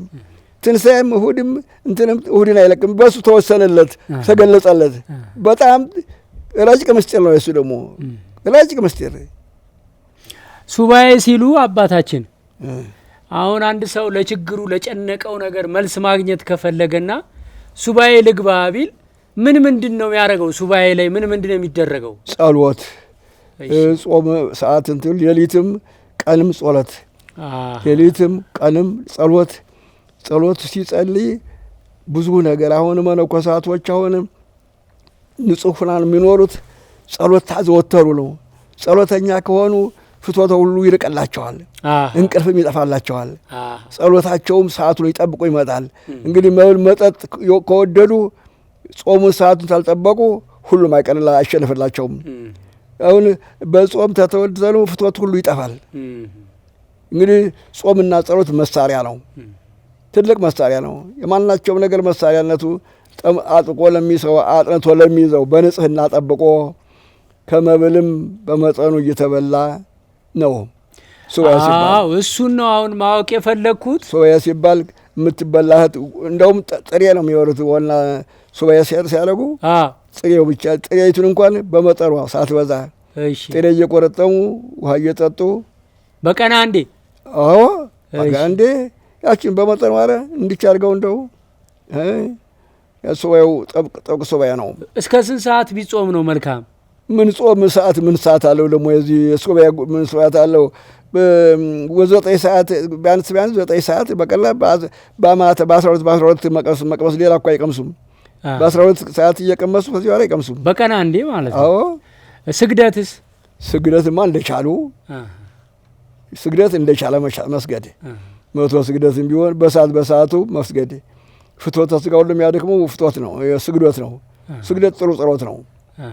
በአንዴ 100 ይቻላል ወይስ እየከፋፈሉ ነው? እንደቻለ ነው። እሱም ዳቅሙ 100 አንድ ጊዜ ቢሰግድ እያካፈለም ቢሰግድ እንዳቅሙ ነው። አሁን ሱባኤ ውስጥ ያለ ሰው ከሱባኤ እየወጣ ስራ ቦታ መሄድ ከሰው ጋር መገናኘት ይችላል? ምን አለት ሰው ታወቃ? አይ ሱባኤ ላይ እያለ አይቻልም። ሱባኤ ላይ ያለ ሰውማ አይቻልም። ተጠንቅቆ ነው ይሄ ከሰው ሳይገናኝ። አዎ። ጸሎት ምን ይጸለያል? የሚችሉትን መጸለይ። ለምሳሌ ቢያንስ የእመቤታችን በጸሎታ ዳዊቱንም አሁን ለተቻለው ይዘልቀዋል። ባይዘልቅም ደግሞ የዕለቱን ማዘውተር። ይዘልቀዋል ማለት እንዴት ነው? ተገበታ እስከ ገበታ መድገም ዳዊቱን። ከገበታ እስከ ገበታ ማለት እንዴት ነው? ተዳር እስከ መጨረሻው 150 ዳዊት በአንድ ቀን አርክ። ታዲያ ሳይ እንዴት ነው እንደገሞ የለም እንደ ዝም ብለን አረ መቶ ላይ አሁን ቀኑንም እንትሉም ብለን ጨርሰዋለሁኝ። ይቻላል እንዴ? ታዲያ ምንድን አሁን በዚህ በጾሙ እንግዲህ አሁን አስተምራለሁ ምን አለ በዚያ እያልኩኝ ጨርሰዋለሁ። ምን ያቆየኛል? አረ አሁን እንደው በአንድ ቀን ስንት ሰዓት ይፈጃል? 150 ጸለይ ቢባል እንግዲህ ሰዓትም አናውቅም። ግማሽ ቀን አይፈጅም? አረ ምን አቆይቶት? ኦሮ እንዴ ምን ነው በመጽሐፍ ለሚደግሙት አብሶ 2 ሰዓትም አይፈጅባቸው ነው እንዴ? እንዴ 150 ዳዊት መድገም ምንድን ቀስ ዝም ብሎ ያው ስራ ማመልከት መገልበጥ ምን ያቆየዋል? ግን አሁን ለጀማሪ ከምንድን ነው መጀመሪያ ያለበት? ሁሉም ጀማሪም ቢሆን ይሄ ጀማሪና ወጣኒና ፈጻሚ አይልም። ብቻ ጸሎት ነው የሚፈልገውን ጸሎት መጸለይ። በአንድ ቀን ግን 150ውን ልድገም ቢል ለሌላ ቀን አይከብደውም? ለስንፍና ከሌለ ከቶም በልበል ነው የሚለው። ከቶም ይለምደዋል አይደለ? ከለመደ በኋላ በልበል ነው የሚለው። ሲቀምሱት ሁሉም ጣፋጭ ነው እኮ። እንዴ ዝም ብለን ስንሞኝ እንበላለን እንጠጣለን ብለን ደግሞ በጸሎት የያዝነው ጊዜ አይ ሰዓታችን ግን አለቀ። እሺ ለወዚያም አልደረስንም። ጨርሻለሁ። አይ የኔታ አይቸኩሉ፣ የኔታ አይቸኩሉ፣ በደንብ ይንገሩት። ምክንያቱም ይሄ የሚቀመጥ ታሪክ ስለሆነ በደንብ ይንገሩት። እያንዳንዱን ነገር እያለፉት ስለሆነ እያስታወሱት ይንገሩት። ኧረ እየነገርኩት አይደለም። ኧረ ቆንጆ ነው። ተጨንቆ ነው እሱ ዝም ብሎ እንጂ እኔ በጣም ተመችቶኛል። እሺ አውታረ ፊደል ምንድን ነው የኔታ? አውታረ ፊደል ያው እሱ ማጣለፍ ነው። ሃን አ ማለት ነው። አን ሀ ማለት ነው። መን ሰ መን ለን መ በዚህ እያለ እስከ መጨረሻው ነው የሚሄደው። ምንድን ነው ጥቅሙ? ቋንቋ መነጋገሪያ ነው፣ ሌላ ነገር የለውም። ምን ማለት ለቋንቋ ነገር ጥቅሙ ምን አለው? ለቋንቋ ለስጉር ምስጢር ለመነጋገር እንግዲህ ይኸው እንግዲህ ለዚያ ነው እንግዲህ የቤተ ክርስቲያን እውቀት ነው። አይ በስኪያን ሰር የለውም። ይሄ እንደው ዝም ብሎ የእንትን የፈላስፋነት ንግግር ነው እንጂ ቤተክርስቲያን ውስጥ የለም። ይሄ የለም። እሺ ታዲያ እርሶ ወደ አዲስ አበባ እንዴት መጡ? መምህር እዚህ ነበሩ። መምህር ጌጡ እዚያ ነኝ። እዚያ ሆኜ ሞት ተብሎ መርዶ መጣልኝ። እሺ ወዲያው 7 ቀን ሰኔ 7 ቀን አልፈው ሰኔ 13 ቀን መጣልኝ መርዶ። እሺ ያን ሰማሁኝ። ወዲያው ተነስቼ መጣሁ። እስከ 13 ድረስ መርዶ ለምን ቆየ? በየት ይመጣል? ማን ያምጣው? ስልክ የለም? የለም። የዛን ጊዜ ስልክም የለኝ። እኔም ሞባይልም አልመጣች። የለም ምንም። እንደው እና ሰው በእግሩ መጥቶ ነው የሚነግሩት? እዚህ ቀብረው የሄዱት አይነገሩኝ። እሺ ከዚህ ቀብረውን ባለቤታቸውና ልጃቸው መጥተው ከዚያ ሲመለሱ እነሱ ናቸው የነገሩኝ። እሺ ሲነግሩኝ ተነስቼ ወዲያው መጣሁኝ። መቃብራቸው ድረስ መጣሁ። እሺ መጣሁኝ። እዚህ አብረን እንማር የነበሩ እዚህ በአዲስ አበባ አለቃ ምን የሆኑ አሉ ጓደኞቼ። ባልመጡ ተመጣ በኋላ አልባውን ወደ ሙከለው ብለው አስታነፉኝ። አሁን ስታልባው ሰነበትኩኝ። በአልባው ደግሞ አትሄድም እንግዲህ ለምን ሙከለው በሳቸው አይን ሌላ ሰው ላይ ነው አንተ እዚሁ ግባ አሉኝ። እለኔው አሁን መርቆሬዎስም ይቆጡኛል ብለላቸው አይ ምን እሳቸው ያዛሉ ለምንድን ነው ዝም ብለህ ራስህ እንትን ማለት ነው እንጂ አሉኝ። እሺ እንዳልኳቸው እጄ ለአቡነ መርቆስ ተገናኝቻቸው ምን አመጣሁት አሉኝ። የኔታ መምህር ጌጡ አባት ያለ እሳቸው ሲሞቱ ብዬ አሁን አባቱ ሞቱን አይወዱ ያጃቱን አይሰዱ እሳቸውን ስራ ይስጥ ብዬ ነበር አልኳቸው። ኧረ እዚያ ማን ያስተምራል ወንበሩን እስያትለው እኔንም ሰው ያነሳኛል በሰው ምላስ ደግሞ ያስገቡኛል አሉኝ። እሺ አባታችን ደክሞኛል እንግዲህ የትከመኝ ነው እኮ እንደው እንግዲህ አገር ቤት አይበቃኝም እንደ እንግዲያስ ሰበካ ጉባኤው ጉዳፍ ታመጣልኝ እሰጥሃለሁ አሉኝ። እሺ ሳልክ ሰበካ ጉባኤው ስነግራቸው ጉዳፍ ሰጡኝ። እሺ ጉዳፍ አምጣ ብለውኛል ስላሉን እኛ ሰው ተፈቱን እንቀበላቸዋለን ብለው ጻፉልኝ። ሂጄ ስነገርኳቸው ያንን አይተው አባ ገብረየ አባ ኃይለየሱስ ማን ነበረ አገረ ስብከቱ ይዛን ጊዜ ለሱ ደጉልለት አሉ። ሊቀሱ ማለር ያለ ነበረ ለሱ ደጉል ተባለ። ደጉልና አሁን አባታችን የመምህር ጌጡ ስራ አስጠው ብለው ነግረውሃል። አሁን እዚህ ናቸው ሊመጡልህ ነው አሉት። እሺ እታች ቤተ ክህነቱ ወረደ እንትና 4 ኪሎ አለ።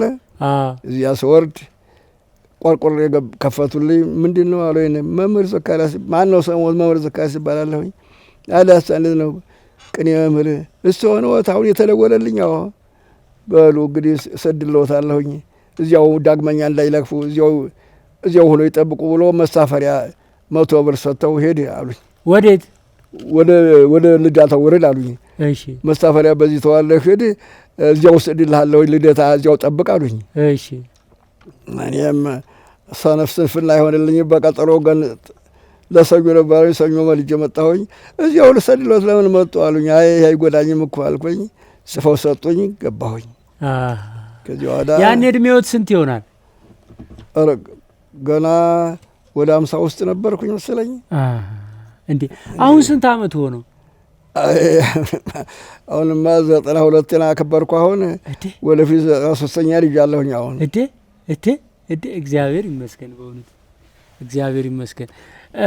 ከዛ ከገጠር ወደ አዲስ አበባ ሲመጡ ከጎንደር ወደ አዲስ አበባ ሲመጡ በምን መጡ? በአውሮፕላን ነው? በመኪና ነው። አሁንም አስልመጣ ወትሮ ስመጣ ነው በእግር መጣ የነበረው። በእግር መጥተው ያውቃሉ? እንዴ መጽሐፍ ልገዛ መጽሐፍ ነገሥት የሚባል መጽሐፍ እሱን ተምሬ መጽሐፍ የለኝም። አሁን ጓደኞቼ ጻፉ፣ አይናቸው ያለ ይጻፉ። እኔ እንግዲህ እንዲሁን የለውየት ተነስቼ በእግሬ 2 ተማሪዎች አስከትዬ በእግሬ እዚህ መጣሁኝ። እዚህ መጥቼ ገዝቼ ሄድኩኝ። ስንት ቀን ፈጀብዎት? ወይ ብዙ ቀን ነው። ያው የተማሪ መንገድ እንትን ምናምን ስናጊዜ እያለፍን እንደ እያልን አይደለ ብዙ ቀን ነው ስንሄድ። ግን አንድ ተዚህ እንደው ተነስተን መልሰን ጠንቅቀን ተጓዝነ። እሺ ተዚህ ተነስተን ዝም ብለን ቀጥታውን ዝም ብለን እያልን በ11 ቀን ገባሁኝ። ኧረ በስመ አብ 11 ቀን ሙሉ በእግር ስንሄድ ውሏችን ውለን ጾም የምናድርበት አለ። ስንሄድ ጾም እንውልበት አለ። እንደዚያ ደግሞ ሰርገ ጉላይ ስናገዝ እዚያ ሰነፍ እንላለን። እንደዛ እያልን በ11 ቀን ገባሁኝ። ያውም ስሄድማ ጫማ አድርጌ እንትን ጫማ በርባሶ ጫማ አድርጌ ነው የሄድኩት። ከቶም በባዶ እግር ነበር የመጣው። በርባሶ ጫማ በሰሙን ገዝቼ ኮፍ ጫማ እየተባለ ስሄድ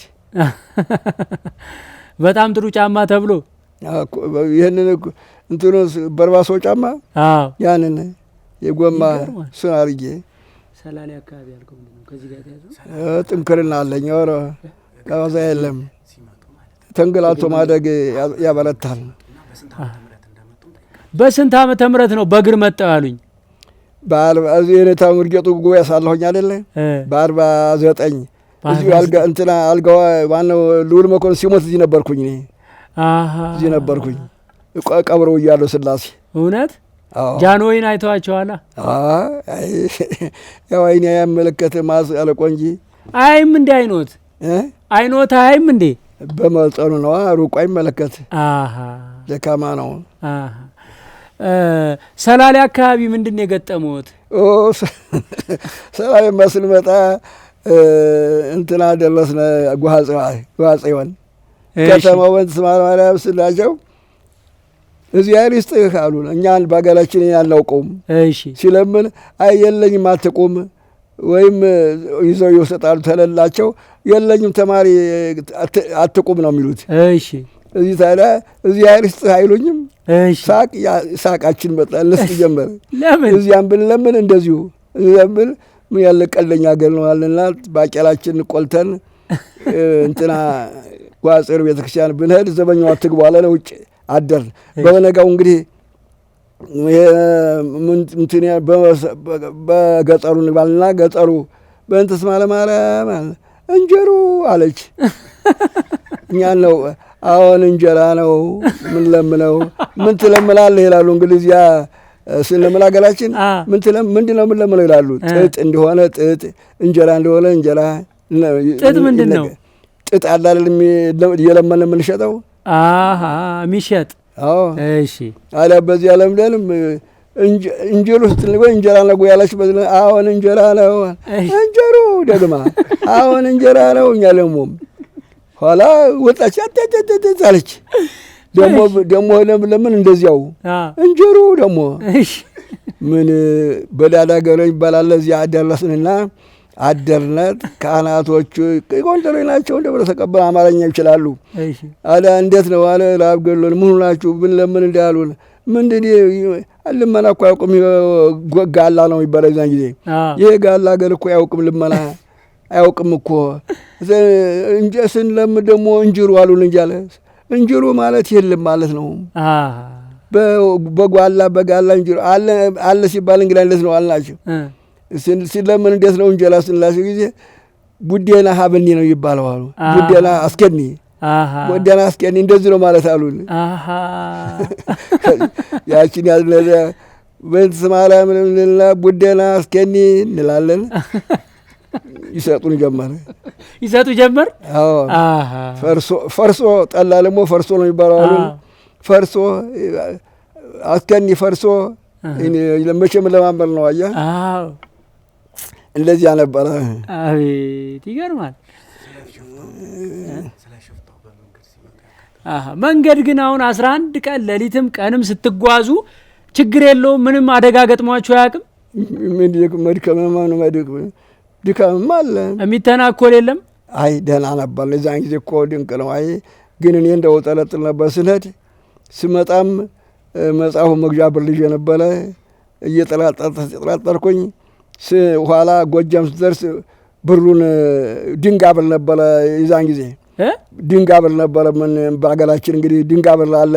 ድንጋው ማልቴዛ ነው ማልቴዛን ብር ይባል ያ ነበር ያዝኩት። ጎጃም ዘረዘርኩኝና የኢትዮጵያ ወረቀቱ አለ ደቦ እንትኑ ውስጥ ሰፋሁት።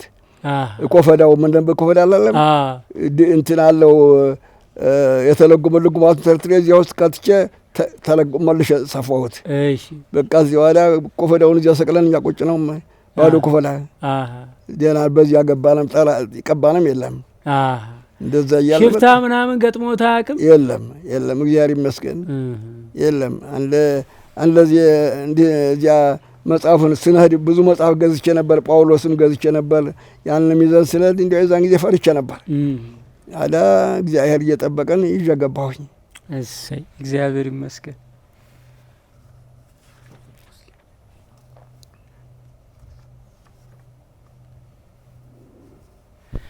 እሺ እንደው በአጠቃላይ አሁን ጉባኤ ቤት ሲባል ከተማ ያለን ሰዎች ብዙም አናውቅም ስለ ጉባኤ ቤት።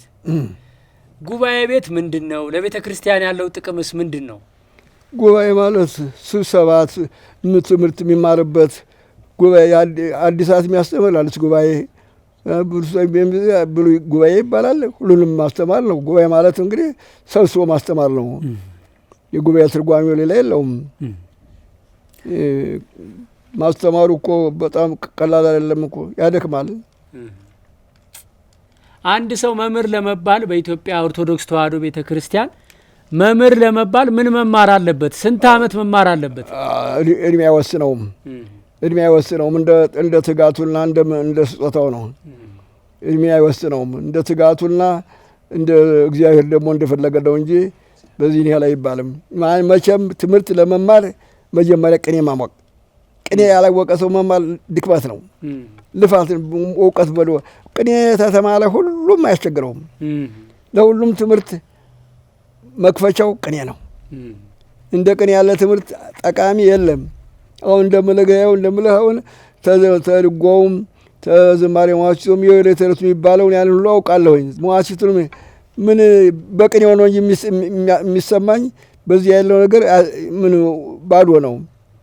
ብቻ ያው ዜማው አይነቱ እዝል አላ ግዕዝ አላ ይባላል። በዚያ እንትን ይላል እንጂ ቅኔ ተተማረ ግዕዝ በሙሉ የሚነበበው ሁሉ ይሰማዋል፣ ይያዘዋልም። ትርጉምም ለመማር ምንም ትላለት ቅኔ ተተማረ አያግደውም፣ ይረዳዋል።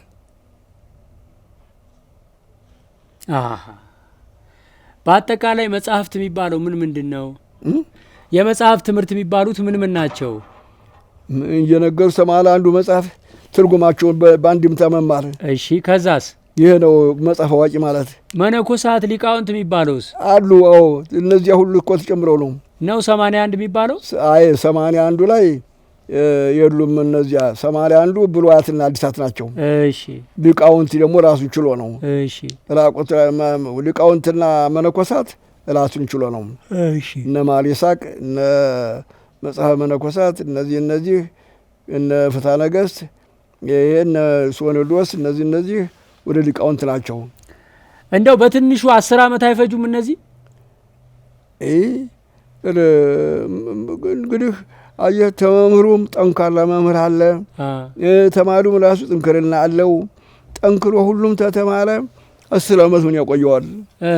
ምን በስንት ዓመት ያልቃል?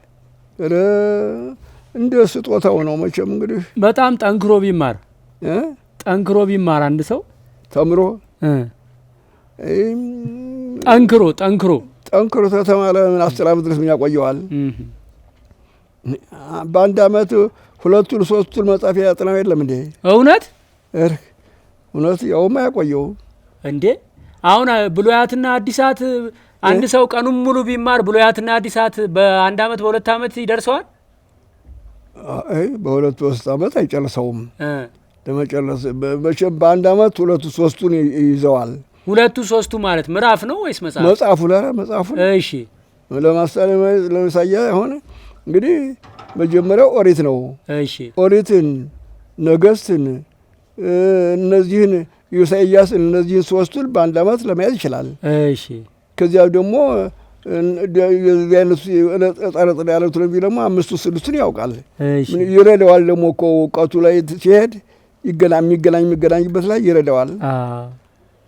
የሚገርም ነው። በማስተማር ስንት ዓመት ቆዩ? ማስተማርማ ምን ጊዜ ያለው ውስጥ ልክ ነው እንጂ።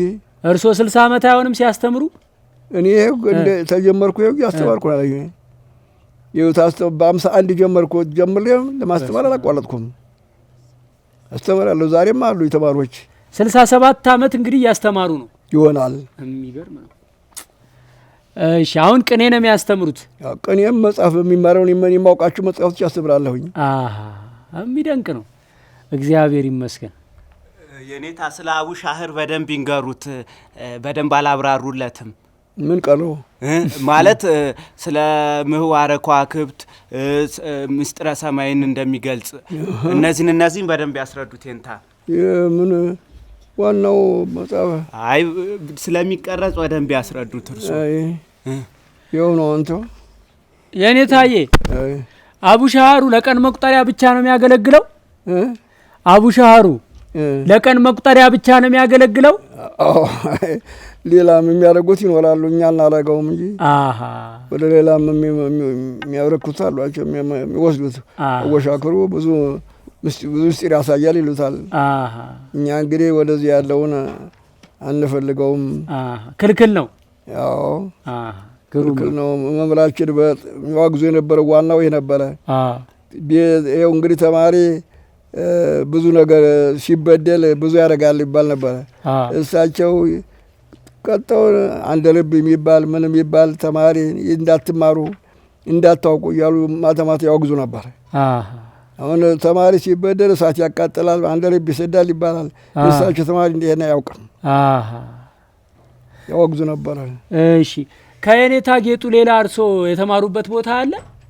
ያው ነግል ያለው ተለዋ ማርያምና ተሳቸው ደግሞ እዚህ እንትና ጥበቡ ገሜ ብዙ የበቋበት ነበሩ። ማ ጥበቡ ገሜ እዚህ እንትና ስሬ መድኃኔዓለም ያስተምሩ የነበሩት ንጹሕ ድንግል ናቸው። ተሰው ጋር አይገናኙ። ቀንም እንዴት ጸሎት ማስተማርና ጸሎት ይቻላል። እሺ እሳቸው ዘንድ ነው ብዙ ሰማው እንትን ያልኩኝ። የበቁ አባት ናቸው ያሉት ለምንድን ነው? ብቃት አላቸው። እንዴት? በንጽህና በድንግልና ከሰው ጋር የማይገናኙ የበቁ የሴት መልክ ያዩ ነበር። እንትና ምግብ የሚያቀርብላቸው አባ እንድርያስ ነው ማለት አሁን ነው እንድርያስ ይሉት ነበረ። ወረሞ ጥቁር መነኩሴ። እሺ ምግብ ቤቱ እዚያ ገንዘብ ከሁሉ የሚያባስሉት ሴቶች ትልቅ አዳራሽ አለ። እዚያ ነው ባስለው የሚሄዱን። ከዚያ ወደ እሳቸው ምግብ ሳጥር ወዳ ያ ነው የሚያቀርብላቸው። እንዴ ሴት ጭራሽ አያውቁም። የለም የንስሐ ልጆች የላቸው? ኧረ ከቶ ወይ ገላቸው ልንገርህ። እሺ ጳጳሳት መመረጥ ሲጀመር ተጠቁመዋል። እሳቸው እሺ ሄደው ይምጡ ብላቸው እምቢ ብለው ቀርተዋል። ምንድን ነው ሲጠቁም እምቢ ያሉት ይሉና ኃይለ ሥላሴ ወታደር ልከው አስገድደው አምጥተዋቸዋል። እሺ አምጥተዋቸዋል። መጥተው እሰው እንዴት ነው ጵጵስና ተጠቁመው ነው ቢመረጡም ብለው እንግዲህ የቀሩትን ምን ነው ይሏቸዋል። ቋንቋቸው እንግዲህ ባላገር ቡሩክ ነው፣ ሌላ አያውቁም። አይ ባላገር እኔ ለእናንተ ጵጵስና ነው የመነኮስኩት ለነፍሴ ነው እንጂ ባላገሬ ብለዋቸዋል። ኋላ ሀገሩ የማን ነው ሰው ማለት እንዴ ብለዋቸዋል። ሳቅ ብለው እንዴት ነው ሲሉ ጊዜ ንግግራቸው የሆነ ቋንቋቸው ነው ብለዋቸዋል። ለጃለሆይ ምን ነው ታዲያ ጵጵስና ሰዎቹ ምረጡን ይላሉ፣ ደግሞ ሰው እንዲህ ለማይመርጡ ምን ነው ብለዋቸዋል። ጃለሆይ ኢትዮጵያ እኮ ትልቅ ሀገር ናት። ኢትዮጵያ አበሻ ጳጳስ አለ እንዴ? ደግሞም ብሎ ደግሞ ተሰውም ሰው ደግሞ የጋለ ጳጳሲ ሊሾምባት ነው ብለዋቸዋል። እኔ የሰው ጋር መስሎ እንደዚህ እንዲህ ያለውን ሰው ነው እንደሚያደርጉኝ። አይ ይቅርታ ያድርጉልኝ። እንደዚህ የምን መምህር ነው? እንደዚህ የቅኔ መጽሐፍ መምህር። ስንት ተማሪ ያለ ደሞዝት ምንድን ነው አላውቅም። ደሞዝም የለኝ። ስንት ተማሪ ያለዎት? 200 ተማሪ። በል ለተማሪዎቹ እንትን ጣቃ ይህን ያህል ጣቃ ለወር የሚበሉት ባቄላ ይህን ያህል ዳውላ የእሳቸው ደግሞ ቋሚ የሚሆን ይህን አድርገበል በመኪና ተሰናል ላኳቸው። ስለዚህ በኋላ እየታጨለ ይመጣል ባቄላው። እዚያ ተማሪ ይካፈላል። ተአመት እንደዚህ ያው ተጭኖ ይመጣል። እዚያው ይካፈላል ተማሪው። ለዛ ሲሞት ድረስ ይህን እያሉ የቆዩ ናቸው። ጵጵስና አልፈልግም ብለው እንደዚህ እንትን ለማለት ለማጓረል አውቀው እንዳሾማቸው ጋይላ ጳጳስ ሾሙባት። የራሳቸውን አጓለው እንዲህ ያሉ የበቁ አልነበሩም እንዴ? ኦሮሞ ናቸው። ታዲያስ ሰላሌ አይደሉም እንዴ? ሰላሌ የሚገርም ነው። ጾመኛ ናቸው። ረክ እንደው ምን መብላታቸውንም አናውቅም። ያው እዚያው ብቻ እንትን አይደለ መቼም ተባስሎ ሲገባና ያለን እንጂ ይበሉ አናውቅም። በቀን አንዴ የሚቀምሱ ጸሎታቸውን ሲያበቁ ወንበሩ ዘርግቶ ያረዱ መንዶሩ ዘርግቶ አጓዛ አልብሶ ሰሌን አለሶ እዚህ ያስቀምጠላቸዋል። መጥተው ቁጭ ያሉ ያንን እየሰሩ ያስተምራሉ። ለተማሪው ያስተምራሉ። ሰዓት ስትደርስ ቤታቸው ገቡ። ይበሉ አናውቅም። ማታ ማህበር ጸሎት አለ። እዚያ መጥተው ቆማሉ። ካባቸው እንደለበሱ ምን የበቁ ነበሩ። እሳቸው ማበቅት ሄዱት። እሳቸው ጋር እርሶ ምንድን ነው የተማሩት? እሳቸውም የበቁ ነበሩ። እርሶ ምንድን ነው የተማሩት እሳቸው ጋር? እሳቸው ወንጌል ነው ያስጋል ነው እና ያው ቅኔውን እንግዲህ ቅኔውን ማጠባበቅ ቅኔ ማስፋፋት ነው ማለት። እሳቸው አሁን እንዴት ነው ከተማሪ ጋር ተማሪ ሲታመም ሲቸገር እሳቸው በጸሎት በምን ያግዛሉ አይደል? እንዲያው ተተማሪ ጋር እድሜያቸውን ጨረሱ። እድሜ ልካቸውን የእናንተ ምስላቅ መምህር አይደሉም እንዴ? ወይ ጉድ! ወትሮ እኮ ናቸው። የወትሮ ሰው አንድ ሰው ምን አጫወተ መሰሎት? ተማሪ ሆኜ አለ መምህራችን በጣም የበቁ አባት ናቸው አለ እና አንድ ልጅ ተማሪ ትምህርት አልገባውም አለ። ቢለው በቃ ምንም አልገባ አለው። አንድ ቀን አስገቡትና አለ አለንጋ በትር አምጥተው በትሩ ላይ ጸሎት አድርገው ገረፉት አለ። በኋላ ሲገርፉት ልጁ ከላይም ከታችም በጣም መጥፎ ሽታ ያለው ነገር ወጣለት አለ። በኋላ ልጁ በጣም ጎበዝ ተማሪ ሆኖ እኛንም ቀድሞን ጨረሰ ትምህርቱን አለኝ። መምህራኖች ደንቦ አይደለም መቅጣት ያለ ነገር ነው። ለተማሪዎቻቸው ብዙ ድንቅን ታምራትን የሚያደርጉ ትልልቅ የበቁ አባቶች እንደነበሩ ነው የተሰማኝ። ይኖራሉ አሉ እንጂ ይሄማ አባቶቻችን የነበረ አልነበረ። በእኛ ጊዜ ከኃጢአት እየበዛ ነው እንጂ። ስለዚህ የሚያስተምሩትን ይኖሩታል ማለት ነው። የሚያስተምሩትን በህይወት ይኖሩት ነበር ማለት ነው። አዎ ድንቅቸውን በጣም ደስ ይላል። እንደው በመጨረሻ ለሀገራችን ለኢትዮጵያ ለኛም ለኢትዮጵያውያን ለኦርቶዶክሳውያን ማስተላለፍ የሚፈልጉት መልእክት ካለ እንደው ይንገሩኝ። ምን ለማለት? ለኛ ለኦርቶዶክሳውያን ለኢትዮጵያውያን ምን መልእክት ያስተላልፋሉ በመጨረሻ? እኔ አይ የኛ መልእክት ኢትዮጵያ ታበጽደ በእግዚአብሔር ተብሎ የተነገረላት ዳዊት ደጋግሞ ዳዊት ብቻ አይደለም ነቢያት ሁሉ የተናገሩላት ናት። ኢትዮጵያ መጀመሪያ ዓለም ስትፈጠር ኢትዮጵያ ተብላ የተጠራችው በምን አገኘሁት? መጽሐፍ ቅዱስ ኦሪት ዘፍጥረት ምዕራፍ 2 ላይ 13 ቁጥር ላይ የማንም ስም ሳይጠራ ኢትዮጵያ አባይ ነው የተጠራው።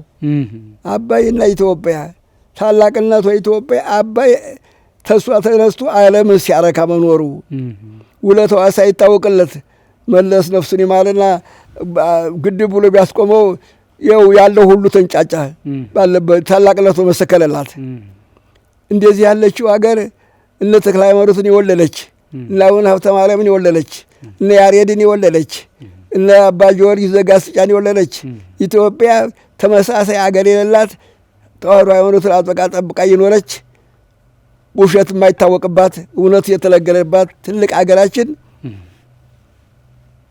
የጠፋችው አሁን በምንኩስና ላይ የጠፋችው። ምንኩስና መንኖ መጥፋት ነበረ። ምንኩስና ማለት ተሰው የማይገናኝ እንደና አቡነ ተክለ ሃይማኖት ገሪማ እንደዚህ ነበረ። መንኩሶ ሹመት ገባ።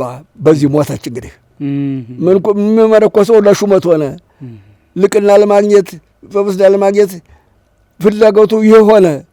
በዚህ እንግዲህ ወይም መንኩሶ የመነኩሰ ስራ ሌላ ሹመት የስጋዊ ሰው ነው ሹመት የሚፈልግ በስጋ ያለ ሰው የሚጠቀም እንዲጠቀምበት ምንም አለ ሊሾምበት ሊበላበት የሚወደው ያ ይፈልግ። መነኩሴ ተባለ ከእህል ተከልክሎ እግዚአብሔርን እያመሰገነ እግዚአብሔር ታምራት እየሰራ ኃላፊውን አግዳሚውን እያወቀ በብቃቱ ይህ እንዲህ ነው የሚናገር ሲሆን ይህ ቀርቶ አሁን ምንኩስና በዛ። ምንኩስና ለስጋ ሆነ። ከዚህ ላይ የኢትዮጵያ ክብር ተቀነሰ። ኢትዮጵያ የነ ተክለ ሃይማኖት ናት፣ የነ ያሬድና አባ ጊዮርጊስ ናት፣ የነ ኢየሱስ ሞዐ ናት፣ የሰንቶ ቅዱሳን እናት ኢትዮጵያ ዛሬ ልጆቿ ለወጡት ስራውን። ያው እንትና ትልቅ ገዳም አሁን የሚሰማው ጥሩ የሚነገረው እንትና ጎንደር አባ ሳሙኤል ዋልባ እሺ ዋልባ የበቁ ጳጳስ በነኩሴ ነበሩ አሉ። እሺ እዚያ ዘጉበት ምግባቸው ሲሄድላቸው ቆዋቸውን ሁሉ ቀርበው በቆዋቸው ይቀበላሉ አሉ። እሺ ሰው እንጂ አባ በመቅበት ይቀበሉት። አይ ልጆች የሚበሉበት ይሄ ነው። የልጆች እንግዲህ የመነኮሳት ወደፊት ያለ መነኮሳት መብያው ይሄ ነው ይሉ ነበር አሉ። እሺ ያ ትንቢት ደረሰ ነው ዛሬ እንደዚህ ሆነ ማለት ነው። ምን ማለት ነው? ልጆች የሚበሉበት በቆብ ነው ያሉት ደርሶ በቃ ጥሩ ኑሮ ለማኖር ምን ይሻላል? መንኩስና ምን አለ? መንኩስ ተመነኮስክ ሹመት ሹማለህ፣ ትበላለህ፣ ትጠጣለህ፣ ትሞግሳለህ፣ እንዲያ ማለት ትኖራለህ ነው ለካ። ሁሉም ሲመለከተው እውነትም ተኛ የሚሻል ኑሯቸው የነሱ ነው። ምንድን ነው ገንዘቡ በእነሱ ነው ያለው፣ ሹመቱ የነሱ ነው። ተነሱ አጎንበሰን ይኸው አሁን እኔ ይኸው እንደምነግርህ ይህን ያህል ዘመን ስራ አገልግያለሁኝ። ልጆቼን አስተምሬ እንደኔ ባይሆኑ የመጠነኛ ትምህርት ተምረው እንትን ብለዋል። ቀጥሩልኝ ብዬ ብለምን አስተምርሳ በቃ ቀጥሩልኝ ብለምን በገንዘብ ኑሮ የሚሾመው እኔ ደግሞ ገንዘብ መስጠት ጉቦ መስጠት ኃጢአት ይሆንብኛል። እኔ አልሞከርኩትም። የኔ ልጆች ቀሩ። የልጆች የሚማሩት ዘንድ ላይ ልጆች ያስተማሯቸው ልጆች ስራ ተቀጥለዋል ገንዘብ እየከፈሉ። እኔ ያሉ ማምላክ አልጥላይ ብላ መቼም እኔን አላስቸገሩ ራሳቸው ለእኔ አልጎዱኝም እነሱ እንጂ እኔ ይኸው ተንትና ተመጣሁ ጀምሬ ሽጡልኝ በልመና ይሆናል መስሎ እጅ ባከቱልኝ እንደዚህ ነው ላለሁኝ እሺ ብለው አውቀው ይመለካከቱና እጅ ሳልሰጥ ቀርብ ማለት ይቀራሉ። ይኸው እንግዲህ እኔ የተማሩት የመነኮስ ዛሬ ወየትና ወየት ነው ይዘልቀው ሄዱ። እኔ በምን ቀረው አልመነኮስኩም። ምንኩስና ለነፍስ ነበር ለስጋ ተሆነ ወዲህ የኢትዮጵያ በረከት ጎሏል። ትክክል። እንግዲህ መነሻው እግዚአብሔር ይመልሰው እንጂ ሰውም አይመልሰው። እንግዲህ ምንኩስና ታውን ቀደም አንድ እንዲህ ፕሮግራም ተጠይቄ ምንድን ነበር ያልኩት? የተወሰነ ጊዜ ጵጵስናና ምንኩስና ቢታገድ ቢቆይ ያሉት ይበቁላል፣ ያሉት ባሉት ሰዎች እንጠቀም፣ እዚህ ቢቆም ምን ነው ብዬ ነበረ። ብዙዎች ምዕመናኖቹ እውነት ተናግረሃል እየሰሙ እንትናቸው እየሰሙ መነኮሳቶቹ ቀብጠሃል ምን አገባህ አሉኝ። እና የኢትዮጵያ ነገር እንግዲህ እግዚአብሔር ይመልሰው እንጂ በሰው አይመለስም። ይህንም በመናገሬ አሁን የሚቀበል የለም። ምንድን ነው ምንኩስና? መጀመሪያ መንኮሰ ሲል ግሱ ሞተ ነው። መንኮሰ ሞተ፣ መነኩሴ የሞተ በፈቃዱ ያውም በግል ሳይሆን በፈቃዱ የሞተ ነው። ለምን በፈቃዱ ሞተ? እግዚአብሔር ጋር መኖር ይሻለኛል፣ ከኃጢአት ርቄ እግዚአብሔር ላውቄ ሆኖ ይሻለኛል ብሎ ነው የመነኮሰው። ነጠላ ለብሶ ዳባ ለብሶ በእግሩ በጫማ አይሄድ፣ መብል ስጋ አይበላ፣ ፈታ ነገር ሲከለክላል የመነኮሰው ስጋ እንዳይበላ። ይህ በዚያ የሚሄድ ነው ምንኩስና። ዛሬ የሚበላው የሚጠጣው ምቾቱ ወደ መነኮሳ ዞረ። እዚህ እንግዲህ ኢትዮጵያ ተለወጠ ባህሪዋ። ስለዚህ የምናቀርበው ጸሎቱ አልተሰማልንም። ይህንን እግዚአብሔር በቀኑ ይመልጠው እንጂ ሰውም አይለውጠው አይመልሰው። ይሄ ነው በዚህ ነው የወደቀችን። ይሄ ግልጽ ነው ለማንም። ይሄ ተመጣው አይደለም። ይሄ ሁሉ መወላለቅ የመጣው ኢትዮጵያ እስቲ እንደ የቀረው ቀርቶ ይሄው ማህሌቱ፣ ሰዓታቱ፣ ቁርባኑ፣ ኪዳኑ፣ አገልግሎቱ፣ ጸሎቱ አልተጓደለም። ኢትዮጵያ ውስጥ እንዳለ ነው። ሌቱም ማህሌቱም ሌሊት ቀንም ሌትም። ለምን በዕጣን ወይ በመስዋዕት በቁርባን እንግዲህ መጽሐፈ ነገሥት መጽሐፈ ሳሙኤል አንደኛ ምዕራፍ 2 ከቁጥር 18 ነው 18 ነው ተጃ ጀምሮ እስተ 10 እስተ 4 ምዕራፍ ይናገረዋል። በካህናቶች የመጣውን እነማን ናቸው? እና ካህናቶች አፍኒ ፊናስ የኤሊ ልጆች። ኤሊ 40 ዓመት አገልግሎ ሲያረጅ ልጆቹ ተተኩ። እነሱ ምን አደረጉ? ወያሰልኔው አይቶም አይቶት ሙሴ በቀላሜ ሰዓተ መልት ሌሊት አብርታች በቀላሜ ሰዓት ማጥፎ ብሎ ስራ ሰርቶ ነበር። እነሱ ግን ያበሩ መስለው ወደ አጥፍተው በደብተራ ወደ ዙሪያውን መቀጣጠሪያ ሸርሙታ ጋር መቆጣጠሪያ ያረጓት። ጉቦ በሉ።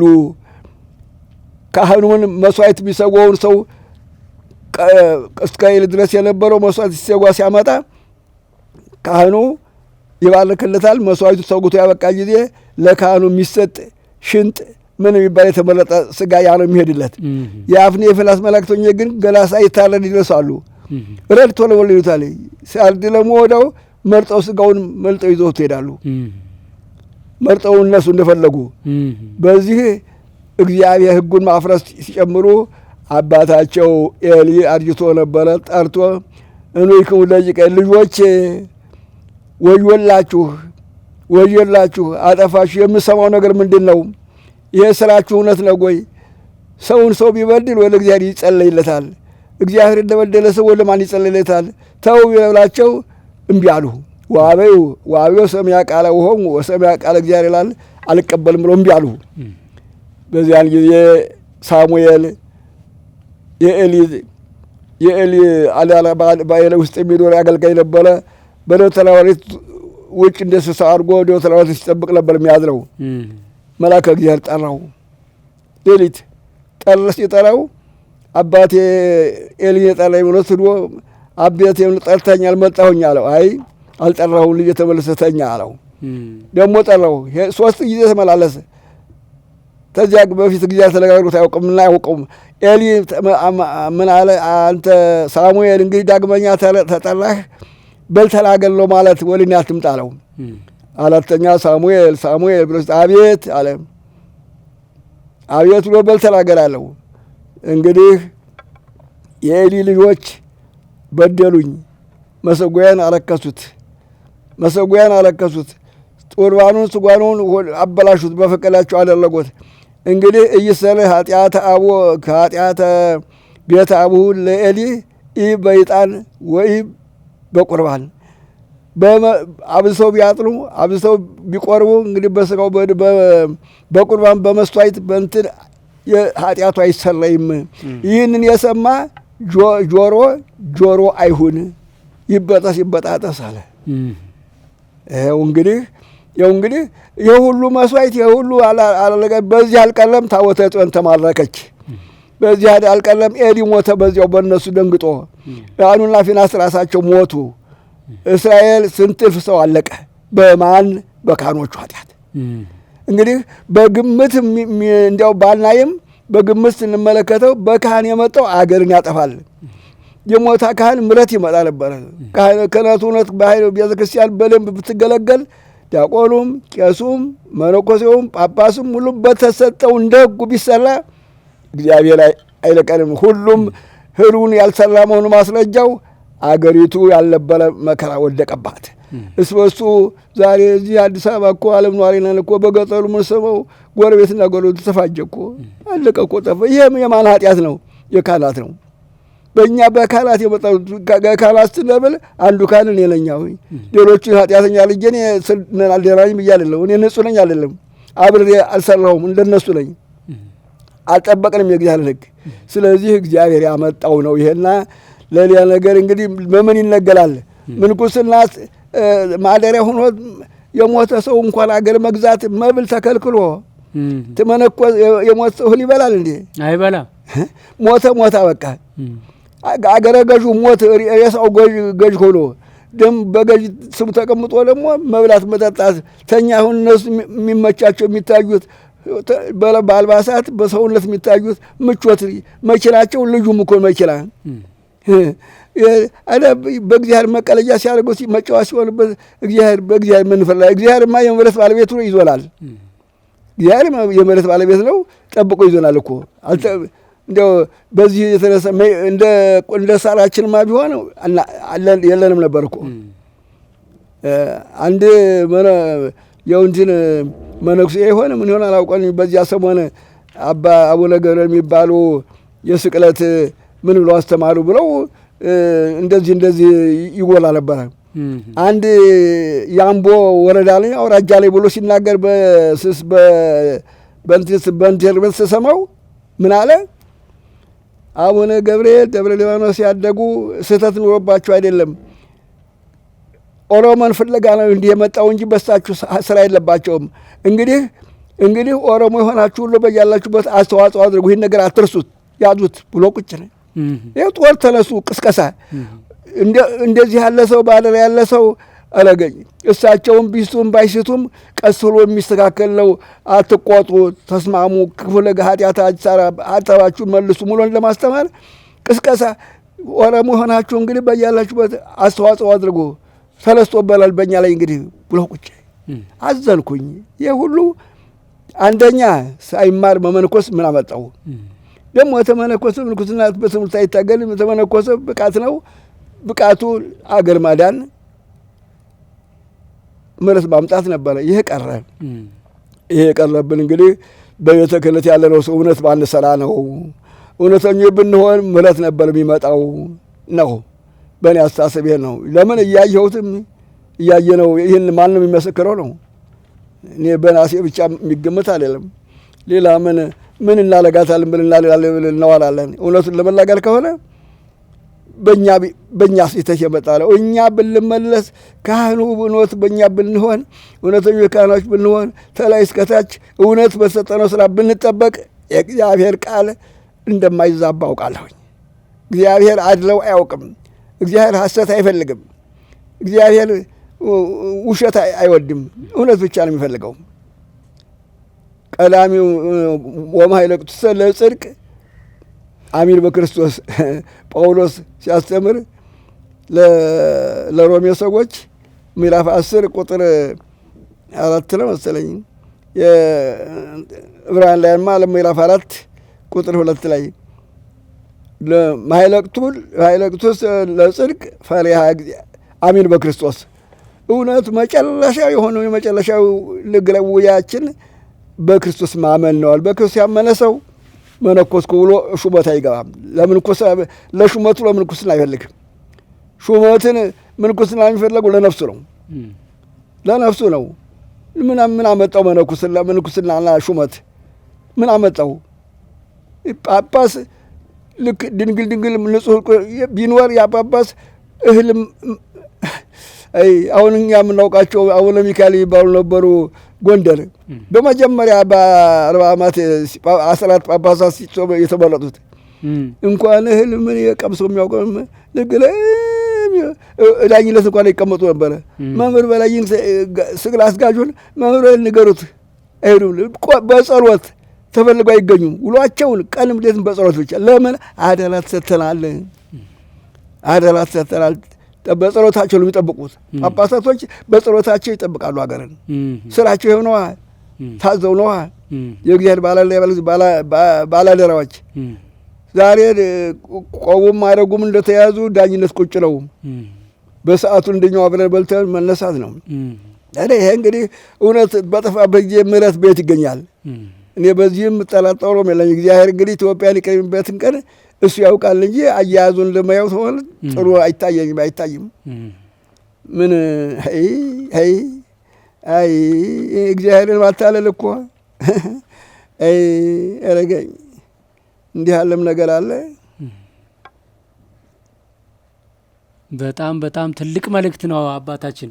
ማንም ደፍሮ የማይናገረውን ነገር ነው የተናገሩት። ትልቅ መልእክት ነው። ጠየከኛ ወስቼ ስላይብልስት ነገር ምን አብልቼ ልሄድ? ይህንን የማይሆነውን አልባብሼ ብሄድ ራሴ ኃጢአተኛ ለኝ ሆን አንዱ አጥፊ ካህን አንዲ ራሴ ለኝ ካህን ተተነጎሩን ያመሬን ተልንቅ እንደውም በእኔ አባባል እንደውም ከካህናትም ከምኑም ከኔ በታይ ሰው አለ አይመስለኝም። በእውነቱ ውስጥ በራሴ ስመለከተው የመጨረሻ ሰው ነኝ፣ ውዳቂ የተላኩኝ። ግን መቼም እንደዚህ ሲጠየቅ እውነት መናገር ግድ ነው። ተኔ እኔም መበልጠው ሰው አለ ብዬ አልመለከትም። ግን አብሮ ስራው የጋራ ነው። የክፉ ስራ እግዚአብሔርን የማይደስ ስራ አብሬ በመስራቴ ነው እንጂ በጎ ሰርቼ ቢሆን መቼም ምሕረት ላይ ነበረ። ልጆቼ የኔ ልጆች ተመርጠው እኔ በዚህ የሚማሩት የልጆች ያስቆጠሯቸው በስራ ሲቀመጡ የልጆች አንድ እንኳን አንዶች እኮ ስራ አላስገባልኝ የቀሩት። እግዚአብሔር አይጥለኝም፣ ለእግዚአብሔር ሰጥቻለሁ። መቼም እግዚአብሔር ይጠብቀኛል እንጂ እንደዚህ ያለው እንደው እነዚያ ምንድነው ሲሾሙ ገንዘብ ክፍለው ነው። እንኳን ሹመት ቅላሴ እንኳን ተለምነው ገና ዘሞት ሳያገኙ ሳይቀጠሩ ሲቀድሱ ለሊቀ ዲያቆኑ የሚሰጣላሉ። እንደ ድራፍት እያጠጡ ምን እያጠጡ ነው ልመና ቅላሴ የሚገቡት አሉ። የሚገርም እኮ ነው። እንደዚህ አንዱ ሊቀ ዲያቆን እባክህ ቅዳሴ እንዲለምሉ ቅዳሴ እንትን እያዘዝክ አስገባልኝ አልኩት። ዝም ብሎ ስቆብህ ሄደ። አሁን የኔ ልጅ እየተወ ሌላውን ምንድን ነው ብዬ ስጠይቅ ቀረክ እንደዚህ ሌላው እኮ እያደረገ ነው እንዲያውም አያስገቧቸውም አሉኝ።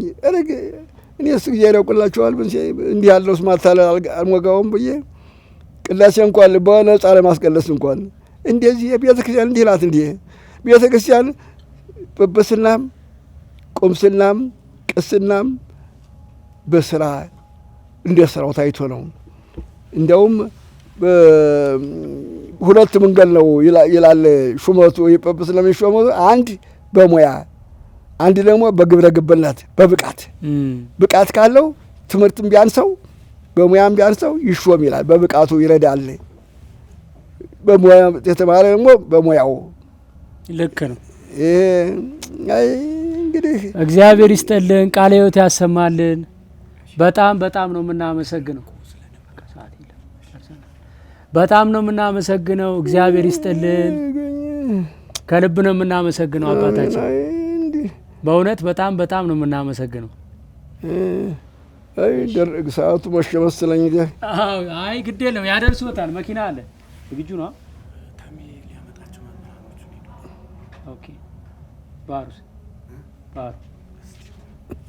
አለ ልጆች፣ ባህሩ አለ። ስለዚህ እንደ መኪና ይዘጋጅ። ዝግጁ ነው። መጣው የኔታ መኪና እያዘጋጀው ነው። መጣው መኪና እያዘጋጀው ነው። እሺ እንዴት ነው አንተ? ሰዓት እንዴት ደረሰ? ስንት ሰዓት ሆነ?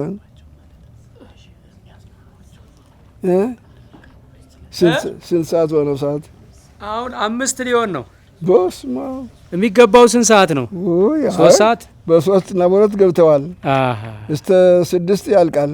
ከዛ ቅዳሴ ነው። ቅዳሴ ነው የሚሆነው። እስቲ እንደርስ ሲሆን እንደ አንተ ኃይለ ኢየሱስ ምን አሉኝ የኔታ? ያ ኃይለ ኢየሱስ ነው አይደል? ተማሪው ነው። እሺ መዝጊያ ነው ቀረጽ።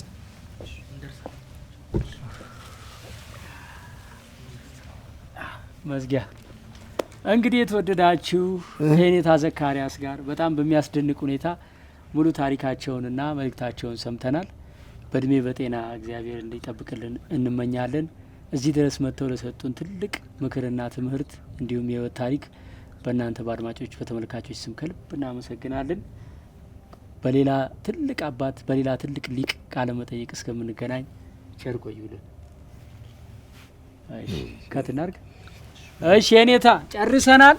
በጸሎት እንግዲህ ሲያስመስል አሰባሰብ በላሃነ ብለስ ብራት ጎላት እኮ ነው ባይታወኖችን የሚያስታቸው መልአክ መስሎ እየቀባ። ለዚህ ዋናው መልአክ ቢመጣ ተጠንቅቆ ባበሉበት የያዙትን ዓላማውን ተያዘ። መግቢያ የለውም። እግዚአብሔር በሰላም ይጠብቅልን። ኦ እግዚኦ ቀበቶ ስለ ኃጢአቶ ለገብርከ ወልደ ገብርኤል ይጠብቅልን። እግዚአብሔር ቀባላ መትከ አመተ መስቀል ወልደ ኃይለ ኢየሱስ ያልከኝ ይጠብቅልን። እግዚአብሔር ክብሩን ክብር ይስጥልን። እግዚአብሔር እስከ መጨረሻ ድረስ እግዚአብሔር ይጠብቅልን። አቡነ ዘበሰማያት አቡነ ዘበሰማያት ይቀደስ ስምከ ትምጻእ። አሁን ኢትዮጵያ ለገባችበት ምስቅልቅ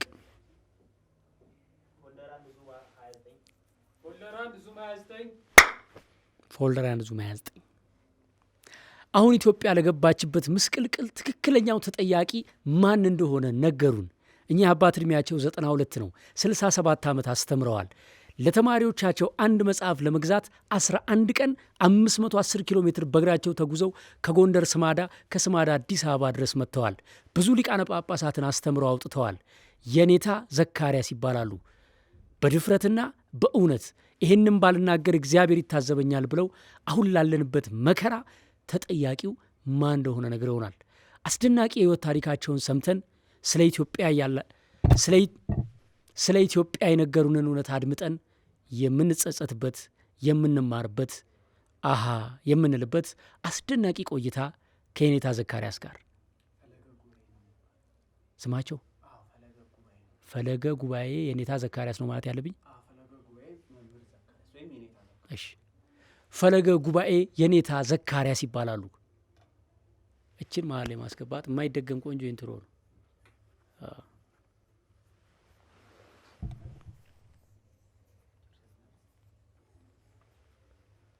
በቃ የማይደገሙ ነገሮች አሉ በህይወት አንዳንዴ